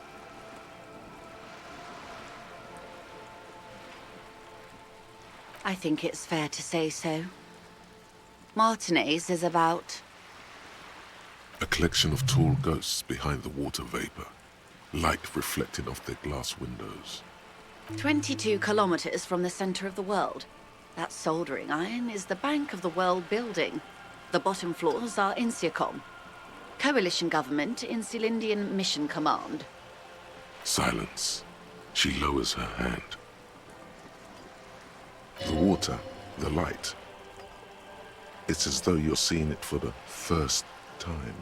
There is no recognition, only the immensity of the sea and the cold radiating from it. We are where we are. I have no truer answer to give, unfortunately. This is one thought you need to complete. Where are you? Was there something else you wanted to know? I remember something about a lowdown. It's a neurological disorder caused by a lack of vitamin B in the brain. Symptoms include a retrograde amnesia. It's quite serious. You should get yourself checked out. She conveys it in short, cold bursts, trying not to invest too deeply in the condition of this doomed detective, in case he goes down later, souring the entire portfolio. Well, it's either bariatric surgery or long-term alcohol use.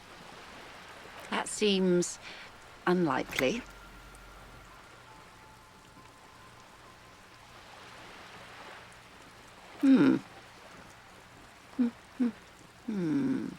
She won't maneuver her way out of this one.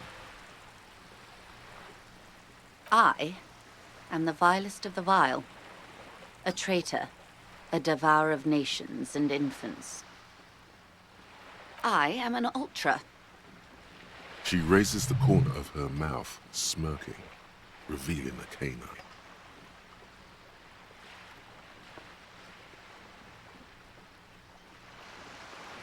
Haven't you heard? I am a nether creature of the Forbidden Swamp, one of those who pushed the king under a shit wagon and betrayed the revolution. We surrendered the nation to the financier pirates. No sane person identifies as an ultra-liberal anymore. Not in broad daylight. You've got Revachol in your blood. A real nationalist. Tell me, now that I've uncoiled myself, are you repulsed? In her green eyes, you see a mixture of truth and self-satire. Decades of guilt and pride. A devil, who being of great charm and guile, sneaketh into the homes of the godly.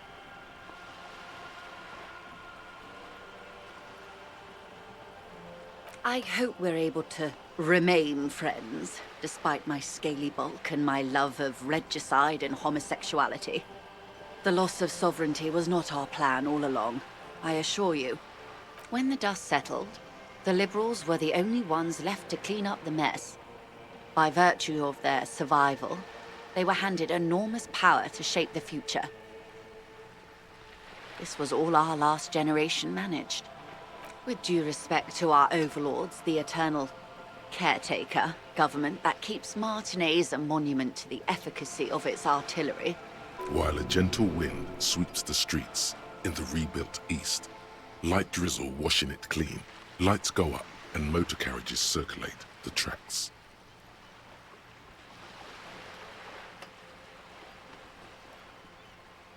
I would not have relinquished sovereignty to the Coalition. Not here in Martinez, and not in the Stella Maris or Delta Beachheads either. If not for my own sake.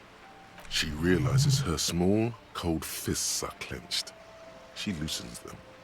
Then for my daughters. We had an obligation to defend our sovereignty. We should have burned the whole Isola down rather than let them have it. Dark orange flames reflect in her green eyes. An oil fire on the ocean. Yes, I suppose I am. But I wouldn't be a patriot anywhere but here. Seditious talk, man. Perhaps. My intellectual vanity will be my undoing. You're no dummy yourself.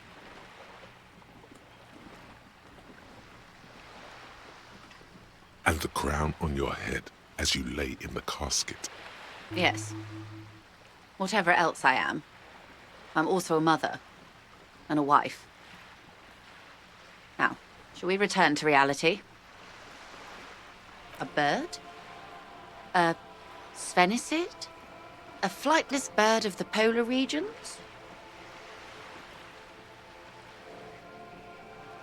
Some sort of krill hunter? No, wait. You're an ancient ruin. A symbol of hubris and decay. Half submerged in some salty sea. Of course you're not, my dear. I'm just terrible at guessing games. Ah. This is the pier of Rue de Saint-Ghislaine, 33A, where the tenants have been kind enough to rent me a slot. Or two. A pre-revolutionary tenement. Old buildings are called tenements, you see. And new buildings, bâtiments. After les bâtiments nouveaux. But 33A and 33B are not nouveaux. They're old. This one used to be 8 to 10 stories tall. A real high-rise by the standards of the last century. Built to mirror the skyscrapers across the bay in the Delta. That was before the war, of course. Mostly the urban middle class, I believe. This was once primo real estate, before the cannons lopped 4 or 5 stories off. Splat, splat.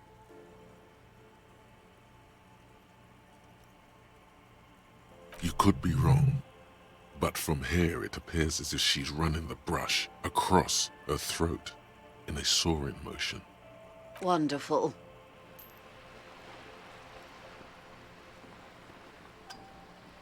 The girl in the old lady rags.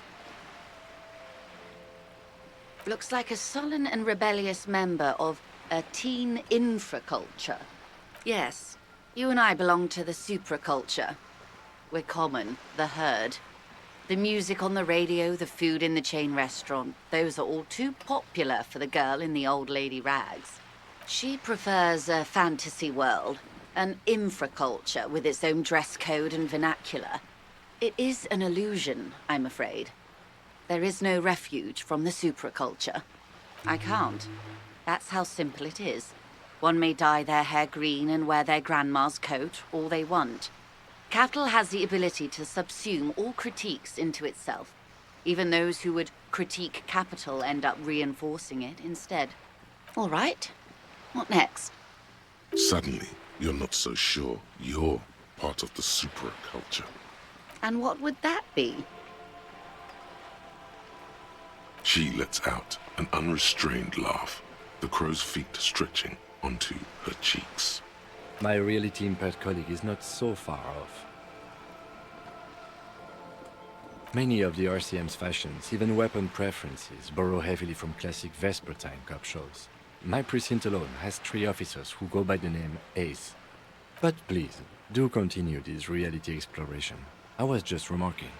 Yes, let's.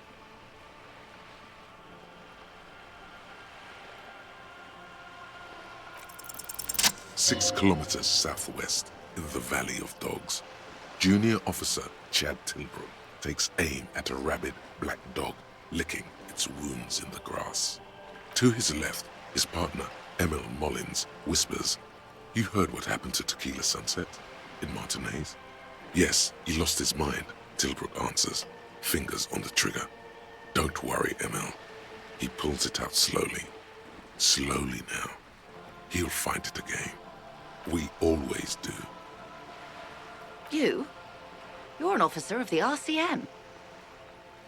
Preciso mundo. Nothing more nor less than the de facto law enforcement body of post-revolutionary Revachol, Detective. Yes, we are the Revachol Citizens Militia. He's being sarcastic. Yes, that means not de jure. The RCM acts in what is poetically called the twilight of international law, both at the behest of the coalition government and to its chagrin. The RCM's responsibilities are defined by the Emergency, Wayfarer and Aliments Acts, 3 pieces of legislation keeping the city in a, let's be honest, laissez-faire stasis to the benefit of foreign capital. All 3 are good to know when we are out policing.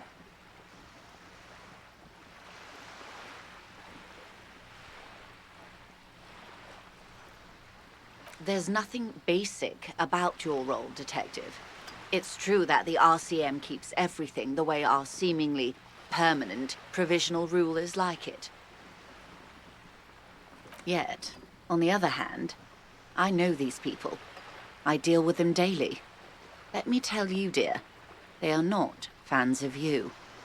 The post-revolutionary decade was a disaster for the coalition government.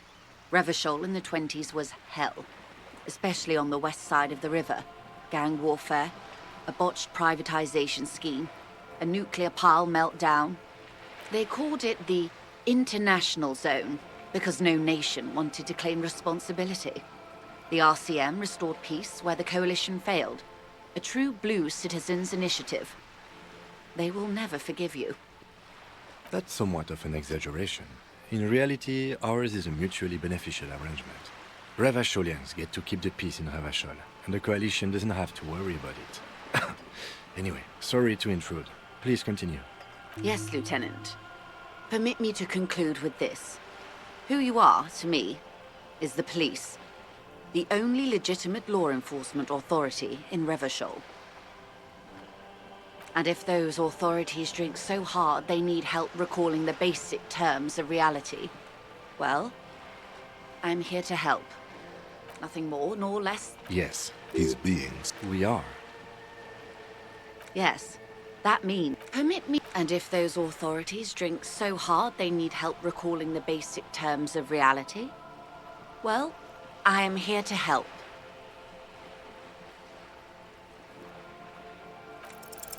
A strange coldness comes over you as you look at the world. The waves sway the sloop slowly. That's all. It's on the tip of your tongue, a doubt of sorts, already in your head. But it's not fully formed yet. You have to wait and return to this later, once the jamais vu thought is complete. Glad to have been of assistance. The little that I know. Anything else?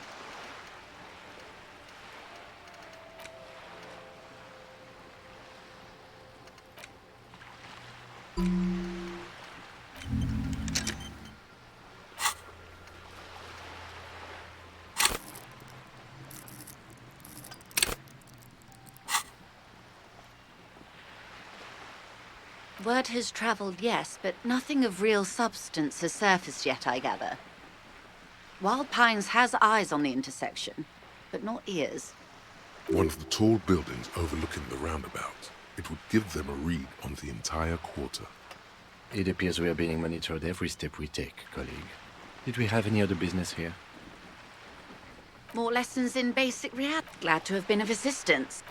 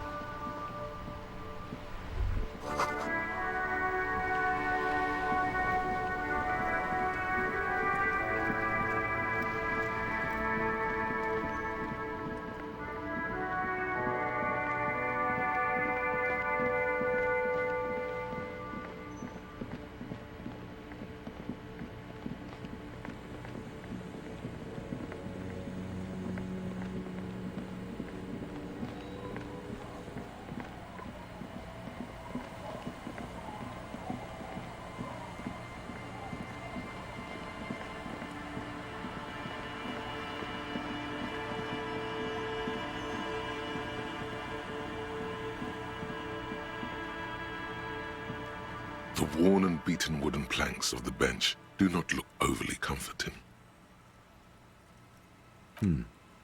We can sit on benches after we've solved the murder. Let's go. You can revisit the bench if you ever need to pass the time when Lieutenant Kitsuragi is gone.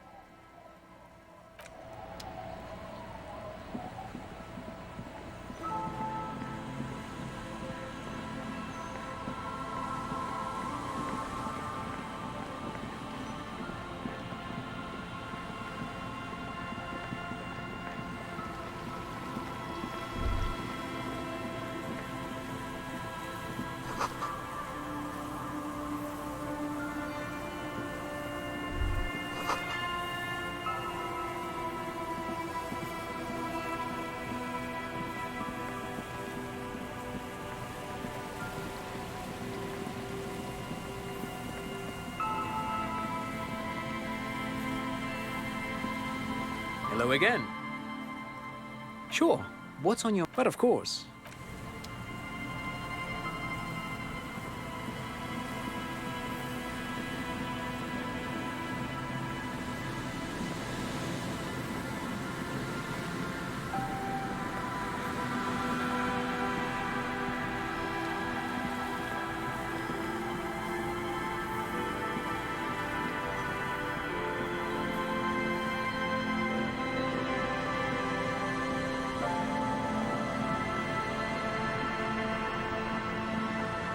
Hello.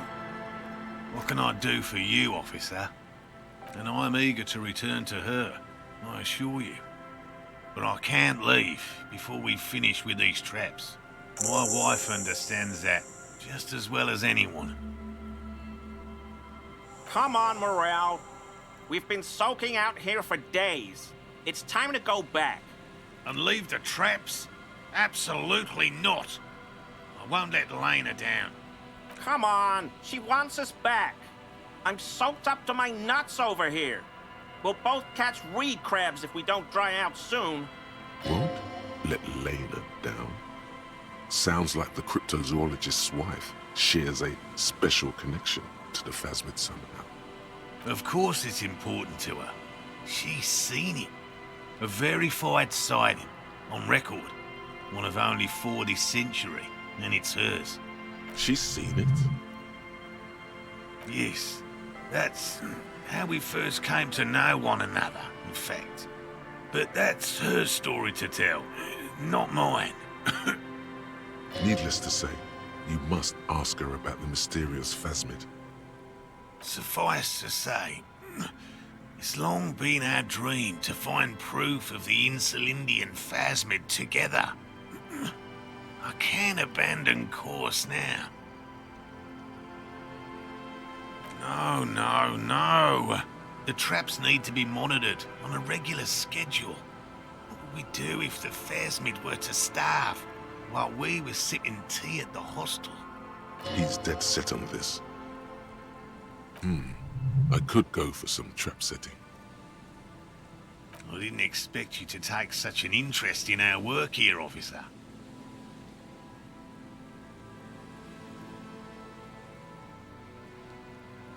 Well, be that as it may, I'd really appreciate the help. There are 4 in total. One is to the south, on this little peninsula, by the boathouses there. It's very near. Another we set in Land's End, to the northeast. It's behind a small sand dune there, on your way to the old radio tower, after the church. The third is set near the canal, where you crossed, by a concrete slab. A big thicket of reeds going up the slope, and among them, you should check at least one of those before returning to this one, since I just said it. This one's more of a technicality, but still, better safe and stupid than sorry. That seems like a lot. Do we really have time for this extracurricular venture? Even relative to examining a week-old corpse, I'm not sure mucking about in the reeds qualifies as fun. But have it your way, detective. Bring it to me at once. Just make sure the trap is closed tight. He's not comfortable with the possibility that you'll claim the find, but he's lying about this even to himself. That's highly unlikely, officer. But in the event you do, I'll spray you with a pheromone mixture I developed. It's made of musk and research chemicals. The pheromone should attract the insect to you, or at least prevent it from bolting at the sight of you. It's quite potent. Will last you about a week.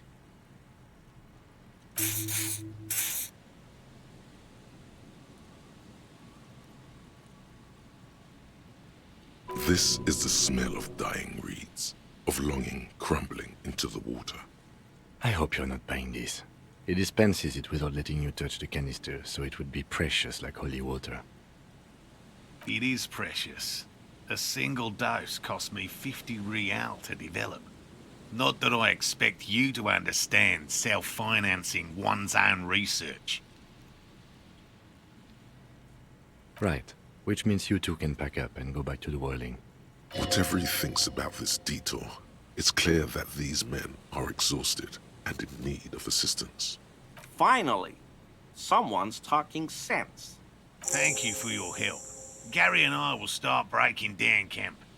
If you have any more questions, now's the time to ask. We'll be gone once you get to it. What about his eager-to-leave friend Gary there? Talk to him too, perhaps. Hello, I'm Gary. Very generous of you to help us out, officer. Yellow man. I mean, officer. The lieutenant raises his eyebrows slightly and takes out his notebook. Yellow man. Interesting. This is something to ask him about, after a little probing first. I'm just waiting for my friend Morel to finish up with his insect traps so we can return to civilization. I like nature, just not this bloody coast. It's mostly drunks and degenerates that come here. Degenerates?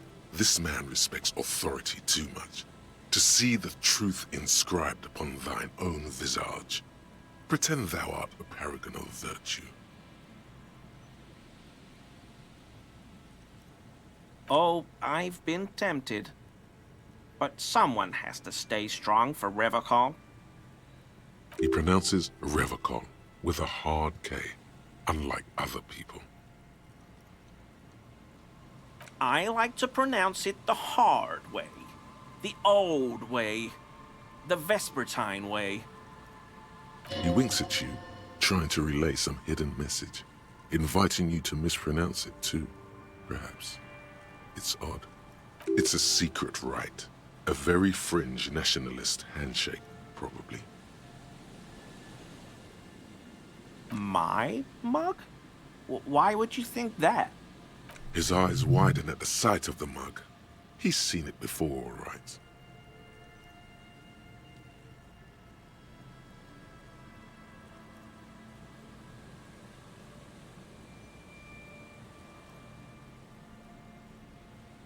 How do you mean? Forgive me, officer, but we've only just met. He is trying to avoid lying to you outright, in case you really have been to his apartment.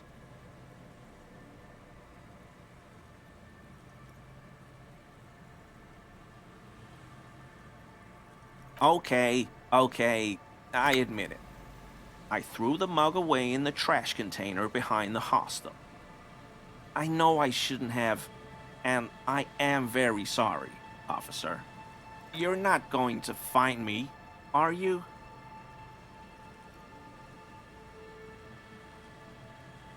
Whew. Thank you. You won't regret this. I won't use another man's property to dump my garbage ever again. I don't know what got into me, really. Work has been stressful lately. Damn Koiko's price dumping us out of competition. What did you do, Gary? Nothing. Nothing. Just answering some questions. Helping out the law. I know a guy who works with the trash collection services, CS Municipal. He gave me a master key for the trash containers of Martinez. So I can use the Whirling's trash compactor to store my own stuff. Garbage disposal is expensive as hell. The damn Chimeans run it like a mob. I'm sorry, okay? I thought I could cut costs. I shouldn't have. I shouldn't have disgraced myself. Disgraced? No need for the histrionic, sir. It was, after all, just a trash container. He studies his reaction. Gary doesn't answer. Officer, please. Let me explain. It's not like that. I was only cleaning up. I live right across the yard from where he was hanged, and I saw him stripped naked. All the clothes lying around in the yard, smelling. People are animals, you know? Then I came out to clean up the rags because no one else would. I put them into the Whirling's trash, along with a broken mug, admittedly. Okay, I was coming to throw the mug away, and, well, I threw the mug there and the clothes too. Right. It was just civic duty. Exactly. That's exactly what it was. Civic duty. As he shifts uncomfortably, a series of clicks, like the clinking of glass beads against one another as they roll across a hardwood floor. You've heard this sound before, but where? Armor? No. I mean, yes. Of course. I know he was wearing armor, but I don't know anything about it. An infant could see he's not telling the truth, but he's too scared to admit more wrongdoing. There's something going on here. You should observe him more closely after this topic is concluded. What sound?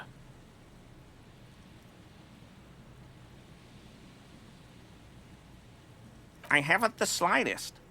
There's lots of weird stuff out here in the reeds, though. Insects, trash. Could be the wind shifting some garbage nearby. Every day, the wind shifts the reeds and whatever was left in them. Tambourines and condom wrappers, plastic and glass bottles. The smell of decay. I hope I could help your investigation, in my small way. Does this mean you were in his apartment, admiring his colonial mug collection? Perhaps it would be interesting to tell him.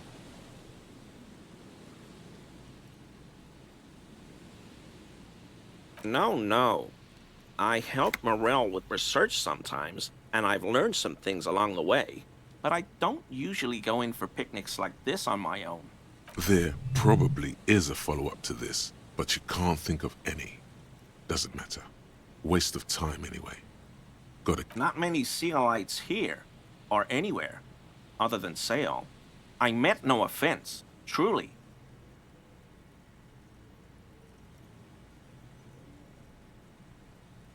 Oh, yes. Of course he is. I was just speaking about his connections. Let's change the subject, okay?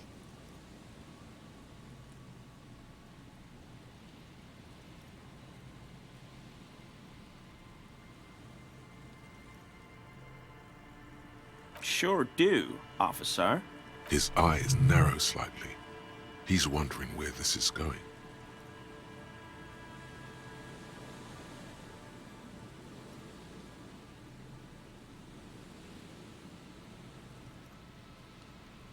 How?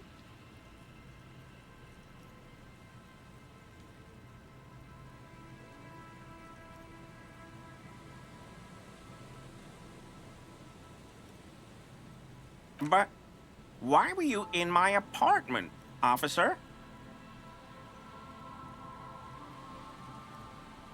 So you work for Everard Clare?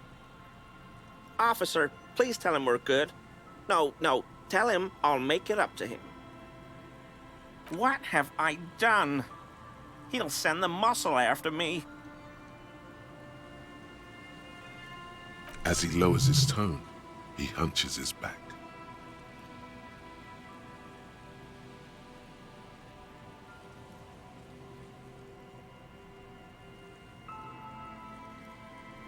What could it be about? I probably talked too loud. In the whirling. About some theories I had. Whatever it is, I'm done with it. I won't do it again. If there's anything I can do to assist you, or the Union, just ask, okay? I'll try to help if I can. This scared him proper. He's positively melting from fear. Has to prop himself up with a lot of anger to keep it together. The weather vane has turned. He cannot be unturned. He clearly liked his squirming. He may even have changed his mind about the whole door-opening operation.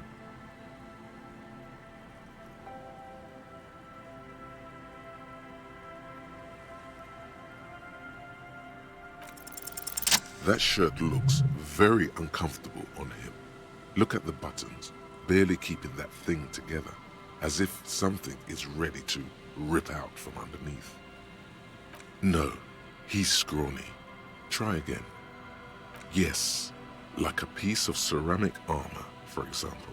One that makes a clicking sound when the plates meet each other, resembling pearls or marbles, stolen from the corpse in the yard near where he lives. I knew you'd figure it out, officer. I'm sorry I didn't tell you at once. I was ashamed of what I did. And I didn't want you to know. We're not detecting falsehood, sire. He's gearing up to admit the truth. This shame is surprisingly sincere. Gary, what's going on? Later, Morale. I've got apologizing to do. No, you've got explaining to do.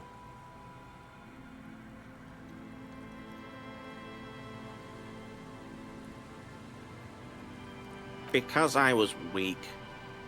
I should have told you the moment I saw you, but... The hell, Gary? You in trouble? I'll explain later.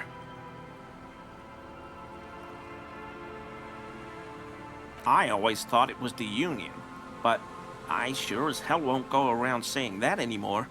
You have my word.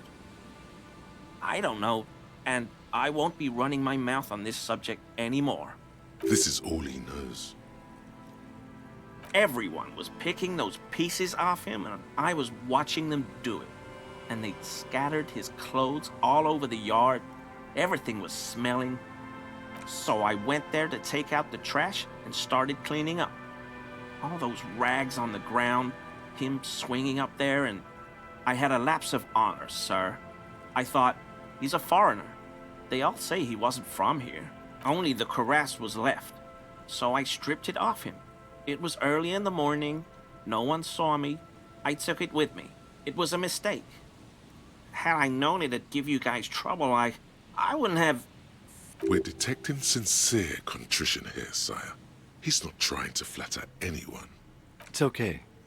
It was a loose end, and you are tying it up now.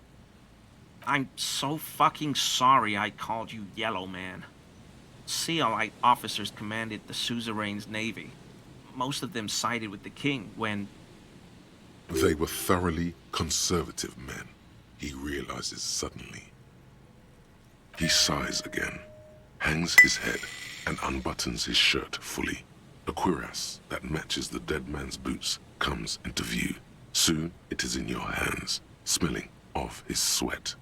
But so light to hold, like a bag of cotton. Yes, absolutely. I will never do anything like this again. I won't mess with Mr. Clare either. You have my word. I told you everything. I just took the cuirass, that's all. I promise. I don't know anything else. 'Tis true, sire. This man simply did not know what he was getting caught up in.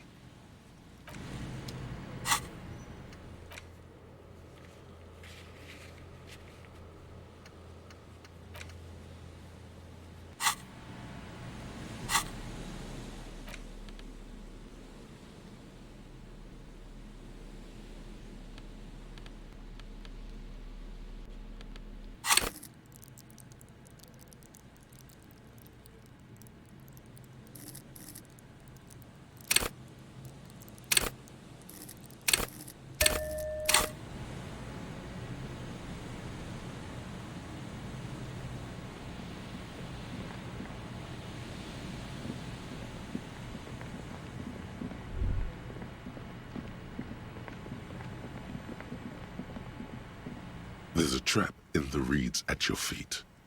Looks like the same one you saw Morel set before. Same mesh, same wiring. Behind you, the ruins of a residential building rise over the reeds, shielding them from the wind. The reeds rustle confidently. When this district was booming, the reeds were kept at bay. Nothing obscured the freshly painted facades. Nowhere for drunks and adventurous teenagers to hide. Now only the wind blows. Locusts are crawling around in the trap, confused but uneaten. You see no carnivorous reed phasmid gorging on them. Big surprise. Anyway, 1 down, 3 to go.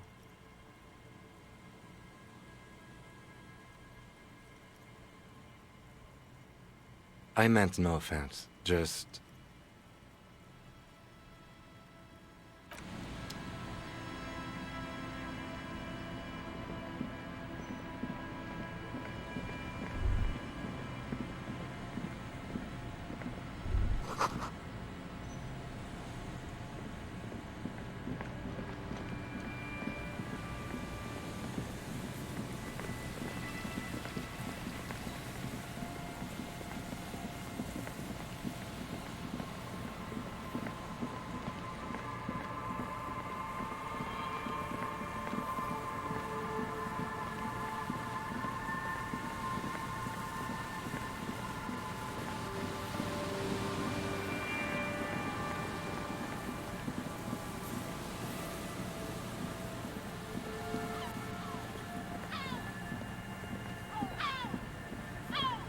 A familiar apparatus lies among the reeds, another one of Morel's traps, weighed down by stones to keep it in place.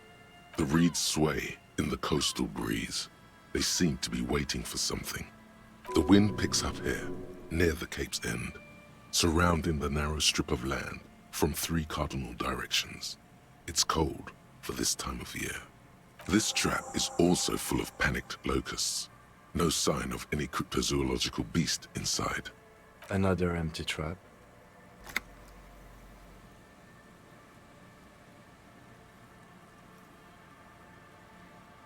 Of course. Noted.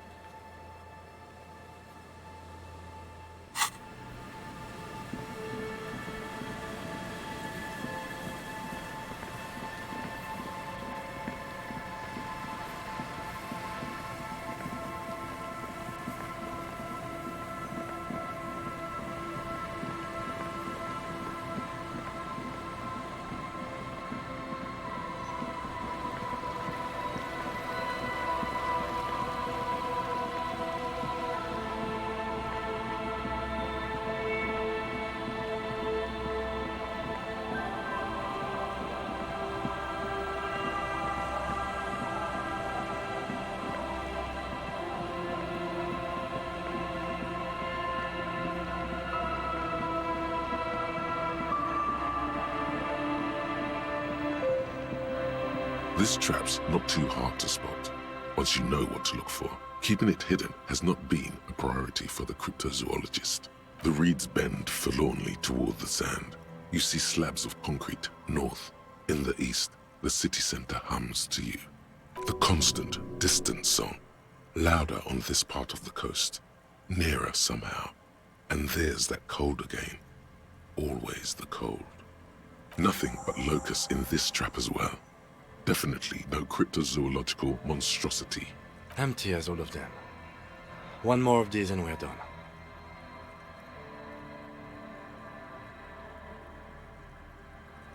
Of course. Noted.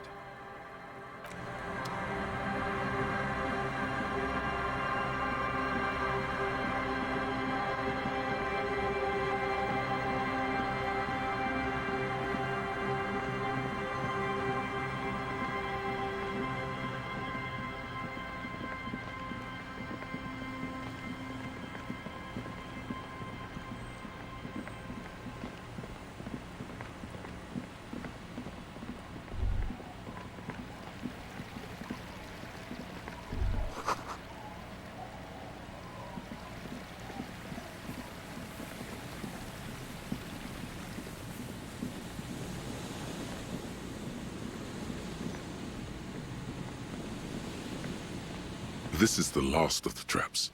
The one Morel just set. Checking it over, he said, is just a technicality. The reeds by the abandoned campsite hiss and shake. It's good the cryptozoologists left. This isn't a very cozy place to stay night after night. The later it gets, the colder. Remnants of the camp can still be seen in the sand. The fire that's gone out. You feel strange, somehow. The trap feels light and silent as you pick it up. Something is different here. No locust. No phasmid either, but still. Well, the bait worked on something. This doesn't mean it was a reed monster, though.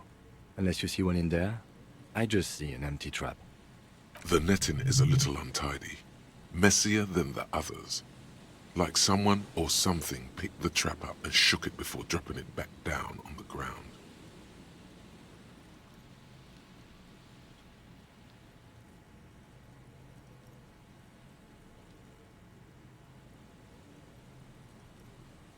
Perhaps our cryptozoologists have competition in the form of an actual entomologist, or someone else is sabotaging them. I could present more theories, but then I would be taking this on as a case, which I'm not. Right. Anyway, that's for the cryptozoologists to figure out now. We are not cryptozoologists, we are cops.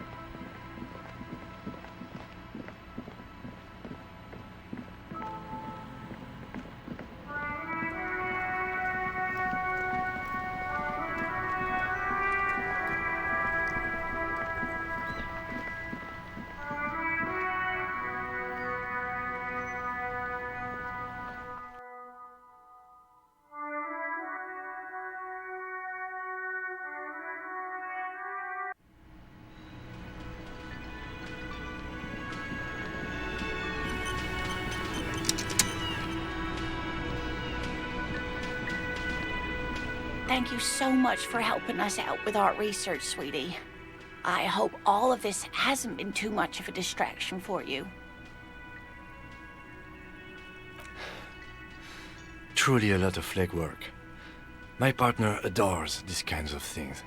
Here, I want to give you a small token of my gratitude. It's a tie. Mexican origin. The pin is an antique. Quite special. The little silvery knob holding the tie together feels warm in your hand. It's in the shape of an avian skull, with 8 eyes. You could ask her about this when you get the time.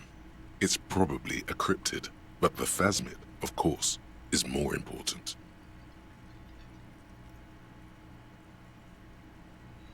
Oh, you don't want to hear about some old woman's ramblings. Ramblings? Nonsense. Your description of the phasmid is the most precise I've ever heard.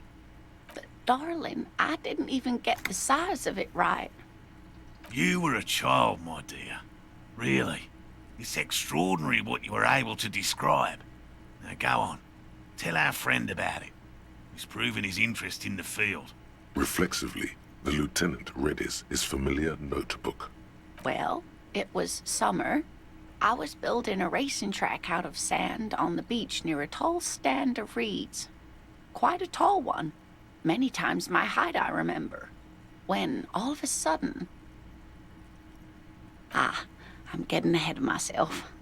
I was 5.5 in Betancourt in the suburbs. My grandmother had a summer home there. She'd just started forming memories. Real memories. Not the billowy haze of infanthood. Betancourt got bombed in the war. It used to be quite near, circa 20 kilometers from here. The strangest moment of my life. I looked up and one of the reeds moved. Not like a plant, but like a living thing. It stood up and looked at me. Its body unfolded like some antique toy. I've never seen anything like it. I didn't know this can happen, so I reached my arm and touched the thing. It felt just like a stalk of reed, but it moved, swaying, towering above me. After a while, 20 seconds, a minute maybe, it left, went into the reeds. I tried, but I was only a child. There was mud and high water. I couldn't see it anymore. I was just standing there, knee-deep in mud, looking around me. Where did you go? Don't go. I ran back home to my grandmother and asked her if reeds could walk, and told her they were looking at me. Of course, she just laughed at me, but I knew what I'd seen. For years, it was a story I told at parties when I wanted to impress boys. That sort of thing. Of course, most people just took it as a strange, amusing anecdote. So did I, honestly. But then I met Morel. We were on a date. Can you imagine? She tells me a story, and it's the most detailed report of the Insulindian phasmid I've ever heard. The sounds. She told me it hissed. It did, yes. Like reeds in a gust of wind. The way it moved, the colour, how some of its limbs were white, like marble. It matched perfectly with what I know from other accounts. It was amazing. If it weren't for Lena, I might have given up hope years ago. It's no exaggeration to say that she restored my faith in my profession. Our first, yes. The glance is tender, yes, but tempered by something else. A thought she can't express, even to him. Interesting. Not all of them.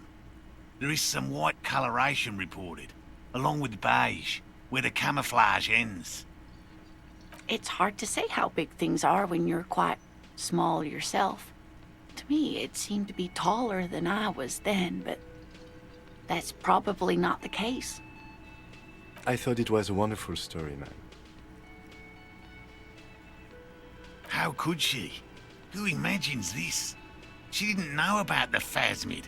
This is the main thing here. What makes it a confirmed sighting? She had no previous knowledge of the insect. So she couldn't have made it up, or imagined it. That's true, yes. I'm almost certain neither my mother nor my grandmother knew of it.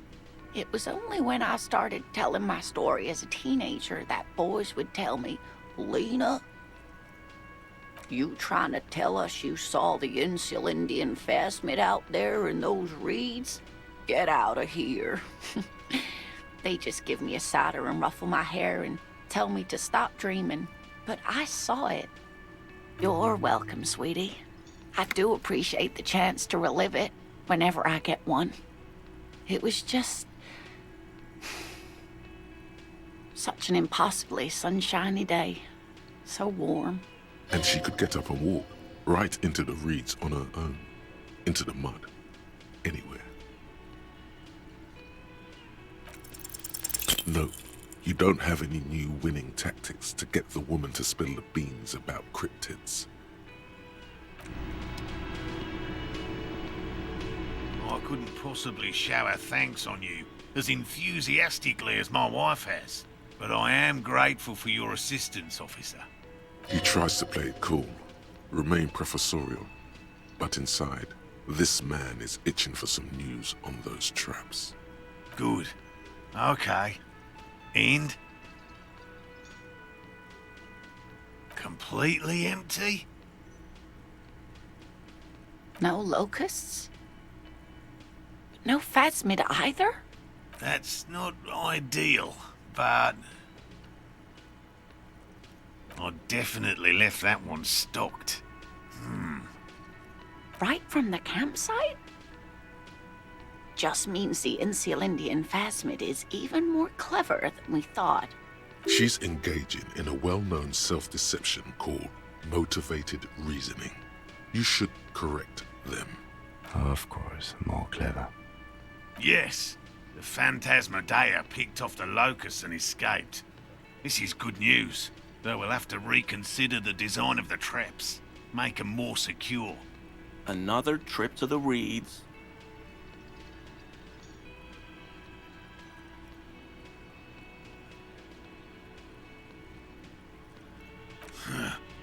I appreciate your concern, officer, but please leave this to the experts. Unless you have an alternative hypothesis you'd like to venture. You're jabbing at the soft underbelly of his psyche. He realizes he's gotten defensive. Actually, no. Excuse me for getting emotional. This is a big deal for us. You've helped us twice now, and brought some great news too. My gratitude, and the gratitude of the Société Cryptozoologique de Ravachol, is yours. Heartfelt gratitude. But does it feel like closure? What really happened? Some kind of foul play might be afoot. Theft? Thank you, it's an honor. We should probably return to our main investigation here. This has been refreshing, but... Hell no. I had no idea. And I'm still cross with him, to be honest. It's not like him. He's got his quirks, but dishonesty, disloyalty are not one of them. Thanks.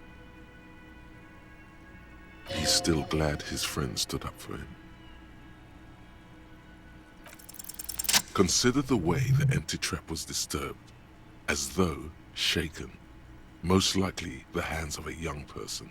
Hands small enough to fit inside the trap, too. You should ask the red-headed boy, Kuno. A little hooligan. But what would a child want with bags? Oh, my dear Morel. You've been an old man for too long. Kids love to torment insects almost as much as they love to torment old folks. Delinquents, my favorite. Oh, you've been such a dear to us. Please, let us know whatever you turn up. I have a feeling we're getting so close. Well, I see you've got all the help you need. I'll see you tonight at my place. Let's play suzerainty, but no more field trips for me. After this is your last chance to talk to Gary. Really, Gary? We're getting somewhere here. I'd love to play suzerainty, but... Lena, I'm sorry, but you're not getting anywhere. It was some kids. I know the little mutants around here. Leave anything out in the open and they'll steal it, even if it's bugs. Morel, it's been fun, really, but I need a bath and I have deliveries to handle. When this tea is done, I gotta run. No need to apologise, Geary. You'd be more than helpful. We'll have to take a rain check on that game of suzerainty today, though. We're gonna follow this through. He keeps the language unemotional, but it's in there. Disappointment. Always a pleasure to see an officer of the law. I mean, officers.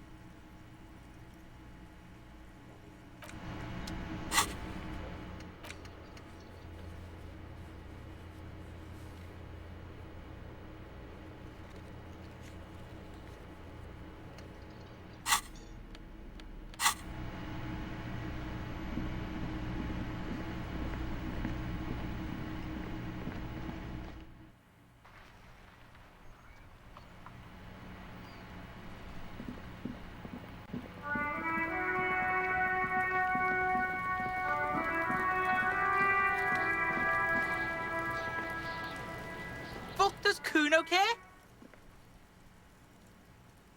No, Kuno doesn't give a fuck about bugs.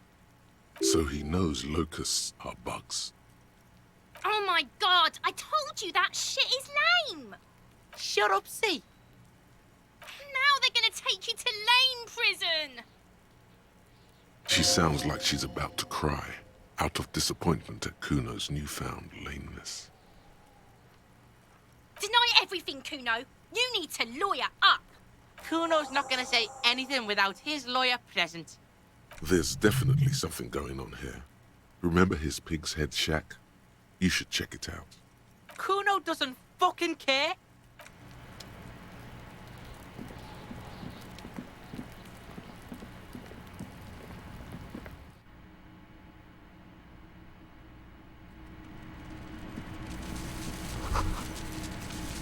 All around you, the hisses and chirps of locusts fill the musky air.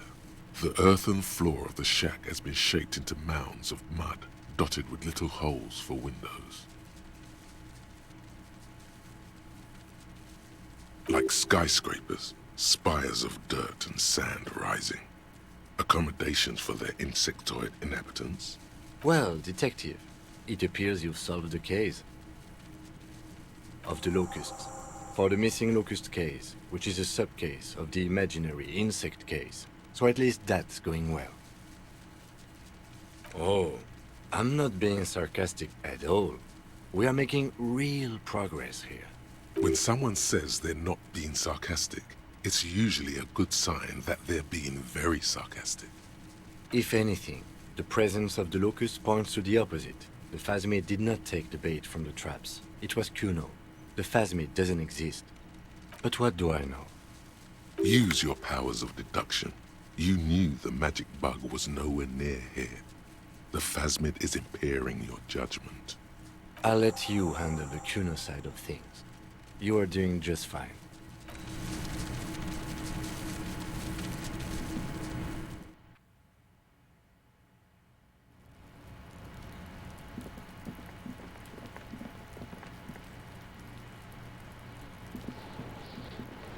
Does Kuno care? Yeah. Kuno took the bugs, so what? So it wasn't the Phasmid. A wave of disappointment washes over you.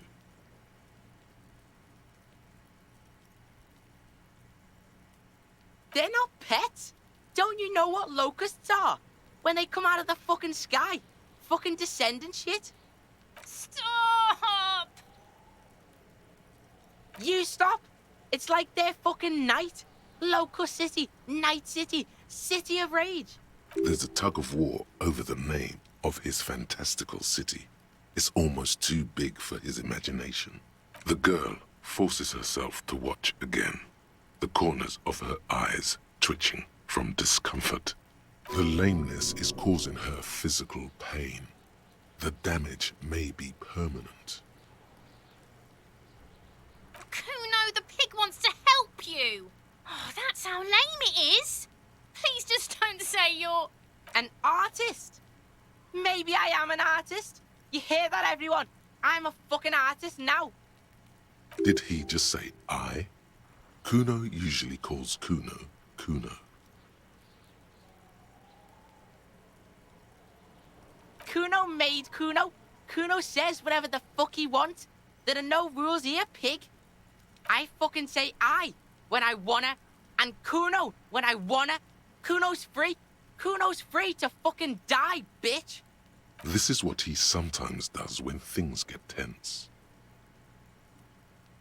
Oh my god, Kuno! He's gonna make you totally lame in, like, 3 seconds. Don't let him, Kuno. Yo, fuck you, see? Kuno can be what Kuno wants to be. Kuno's his own man. Kuno's free. Kuno made himself into Kuno. Kuno can make himself into anything. Kuno can make himself into a pig if he wants. Kuno can make himself into a... Kuno doesn't give a shit. Don't make yourself into a pig, Kuno. You'll have to take me away.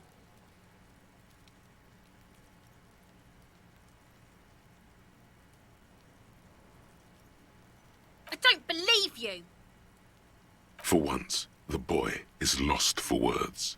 He turns completely red now, with splotches of white beginning to appear across his face. You got him. Now convince him to leave the cryptozoologist's traps alone.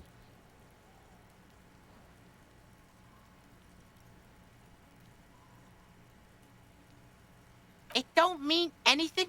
It's shit. Kuno just likes to focus. Kuno likes to concentrate on shit. Build shit when he's zipping hard. Fuck.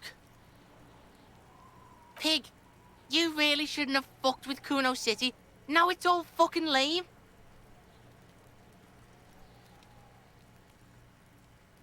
Kuno's gonna let the fucking locusts die. I don't give a shit. I don't need the locusts anyway. Shit is all lame now. C was right. The girl's face appears again, above the fence, just long enough to make eye contact with Kuno. The fuck are they trying to catch anyway? With the traps? Huh. He recognizes the name. Bitches think Kuno doesn't know shit. The fuck out of here. Kuno's tired of this shit. There's silence between the two children. They're not saying anything to each other, nor looking in each other's direction.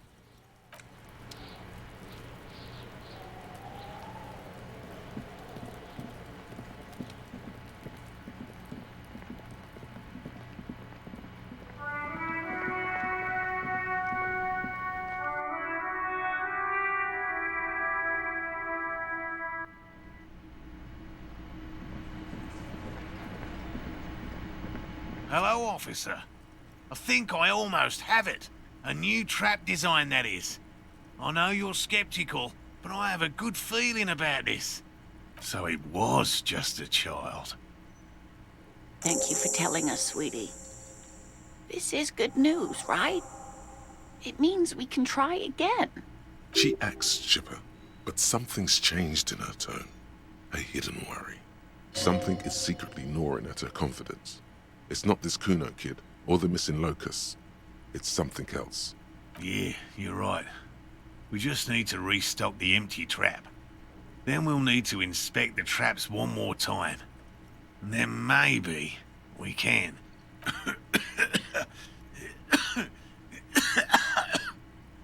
He has a 38-degree fever.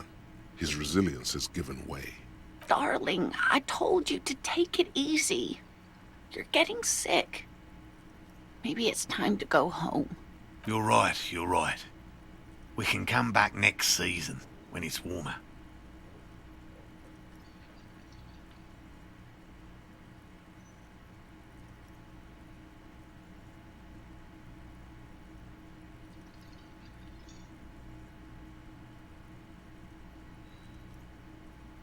You can? Fine. It's better than having these people get pneumonia on the coast. But after this, He wants to see this tale through as much as you. Otherwise, he'd have stopped this already. But he cannot let it drag out after this. Really? It's too much, officer. What Morel means is we're grateful for your help. Here's a fresh batch of locusts. They should slide right down the funnel. And thank you again. We will definitely mention you, should this lead to a discovery. I'm not talking co-discovery, of course, but, Wow. Co-discovery. You'd be famous. You'd show them all. This does tingle the pleasure center.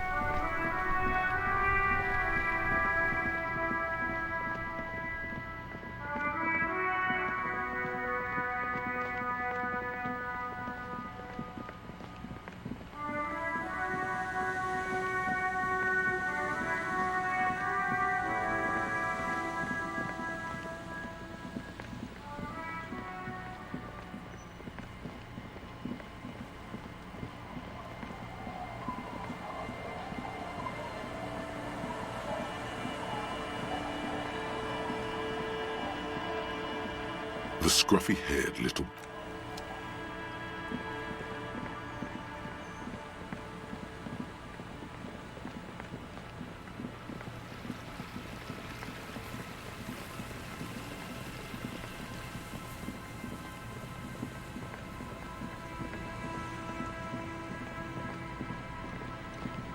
The trap stands empty near the reeds, powdered with snow. No insect sounds or movement around. Only the reeds' apprehensive hissing. The locusts, dazed from being transported, slowly begin to acclimate to their new surroundings. They're not really going to get the chance to get comfortable here. Good, now that's done. When do you think we will return to our impending apocalypse of a murder investigation? Don't answer that. It was a rhetorical question.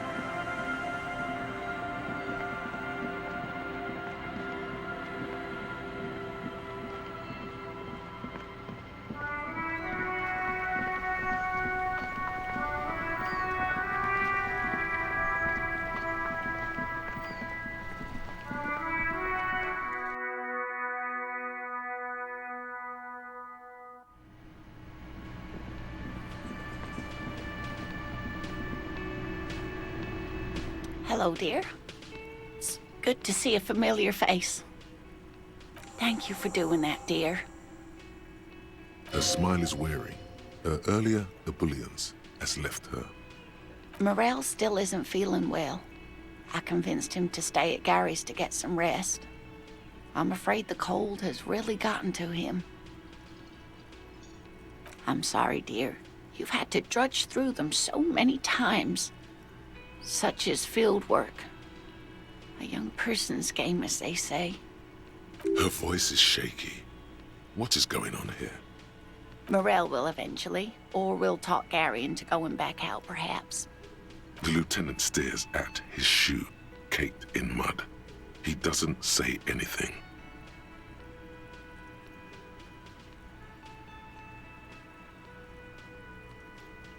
I absolutely understand, sweetie. It's for the best, believe me. And thank you for everything you've done for us, truly. Very strange. You get the sense she wouldn't have let you do this, even if you did volunteer. Why? Different? How?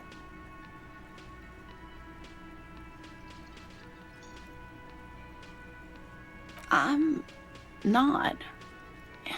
It's not that. It's a strange feeling. I haven't really told this to anyone, but you are a police officer. Do you ever wonder if some lovely story from your childhood is just that? A story? Or a dream? Hunching her shoulders now. She seems even smaller than she is. Like a sad young girl.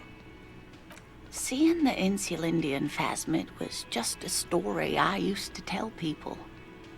I didn't really think about whether it was real or not. Morel's so proud of it. He always tells everyone. A terrible sting in the heart. Regret.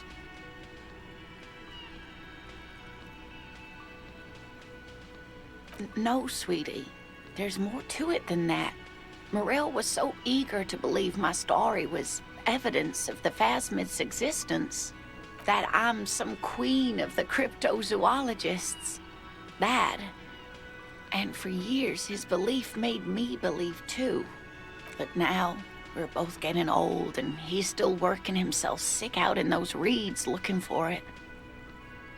But what if I was just wrong? I think I was. The lieutenant opens his notebook, but doesn't write anything.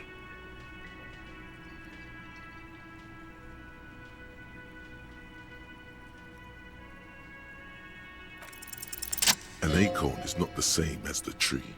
That requires time, diligence, and care. But it is. We've spent years searching for the phasmid, hunting it together.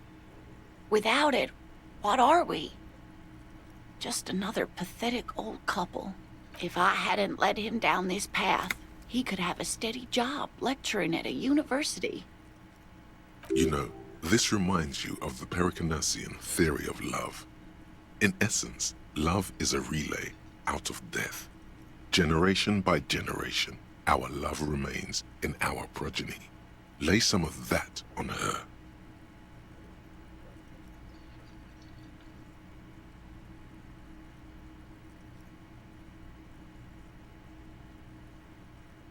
Oh, of course it counts for something. But we've had our hard times too. I was a paraplegic before we met. He didn't know before I arrived. On our first date. If I weren't the queen of the cryptozoologists, if I didn't tell him that story... She has to swallow to relax her throat. It's keeping her from talking. It's not easy. I've wasted enough of your time with this drama.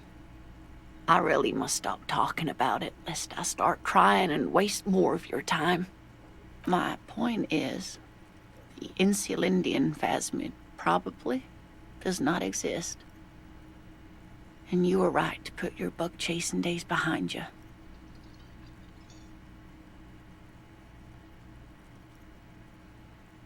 I'm not sure of anything. Sometimes I still see it, you know. The real memory. Not the memory of the memory, but it's so hard to tell the two apart. Rising, unfolding from the reeds on a hot summer's day, like a benevolent god. Either way, I should go. Poor Morel is running a fever, and I need to get him home to Jamrock before we overstay our welcome with Gary.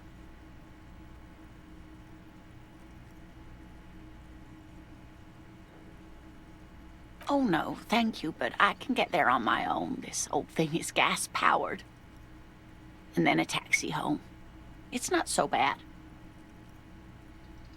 Likewise, sweetie. Thank you for everything. Truly.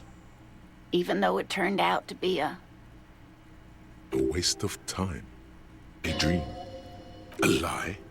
Like that, she drives off. The gas engine sputters quietly as she gets to the doors, then pushes them open. Outside, it's snowing. We should go too.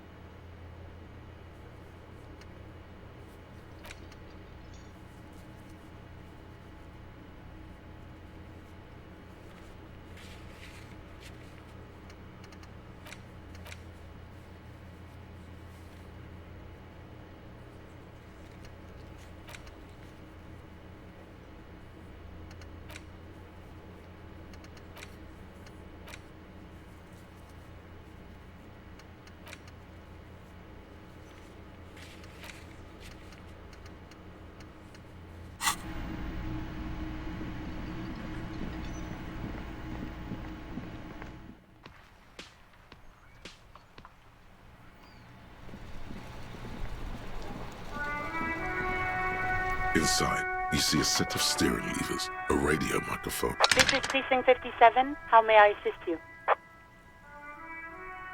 No, and I doubt they'll get back to me before tomorrow morning. Anything else? 57th, over and out. In the cabin, you see a set of steering levers, a radio on a hook, a pull-out toolbox, and the soft glow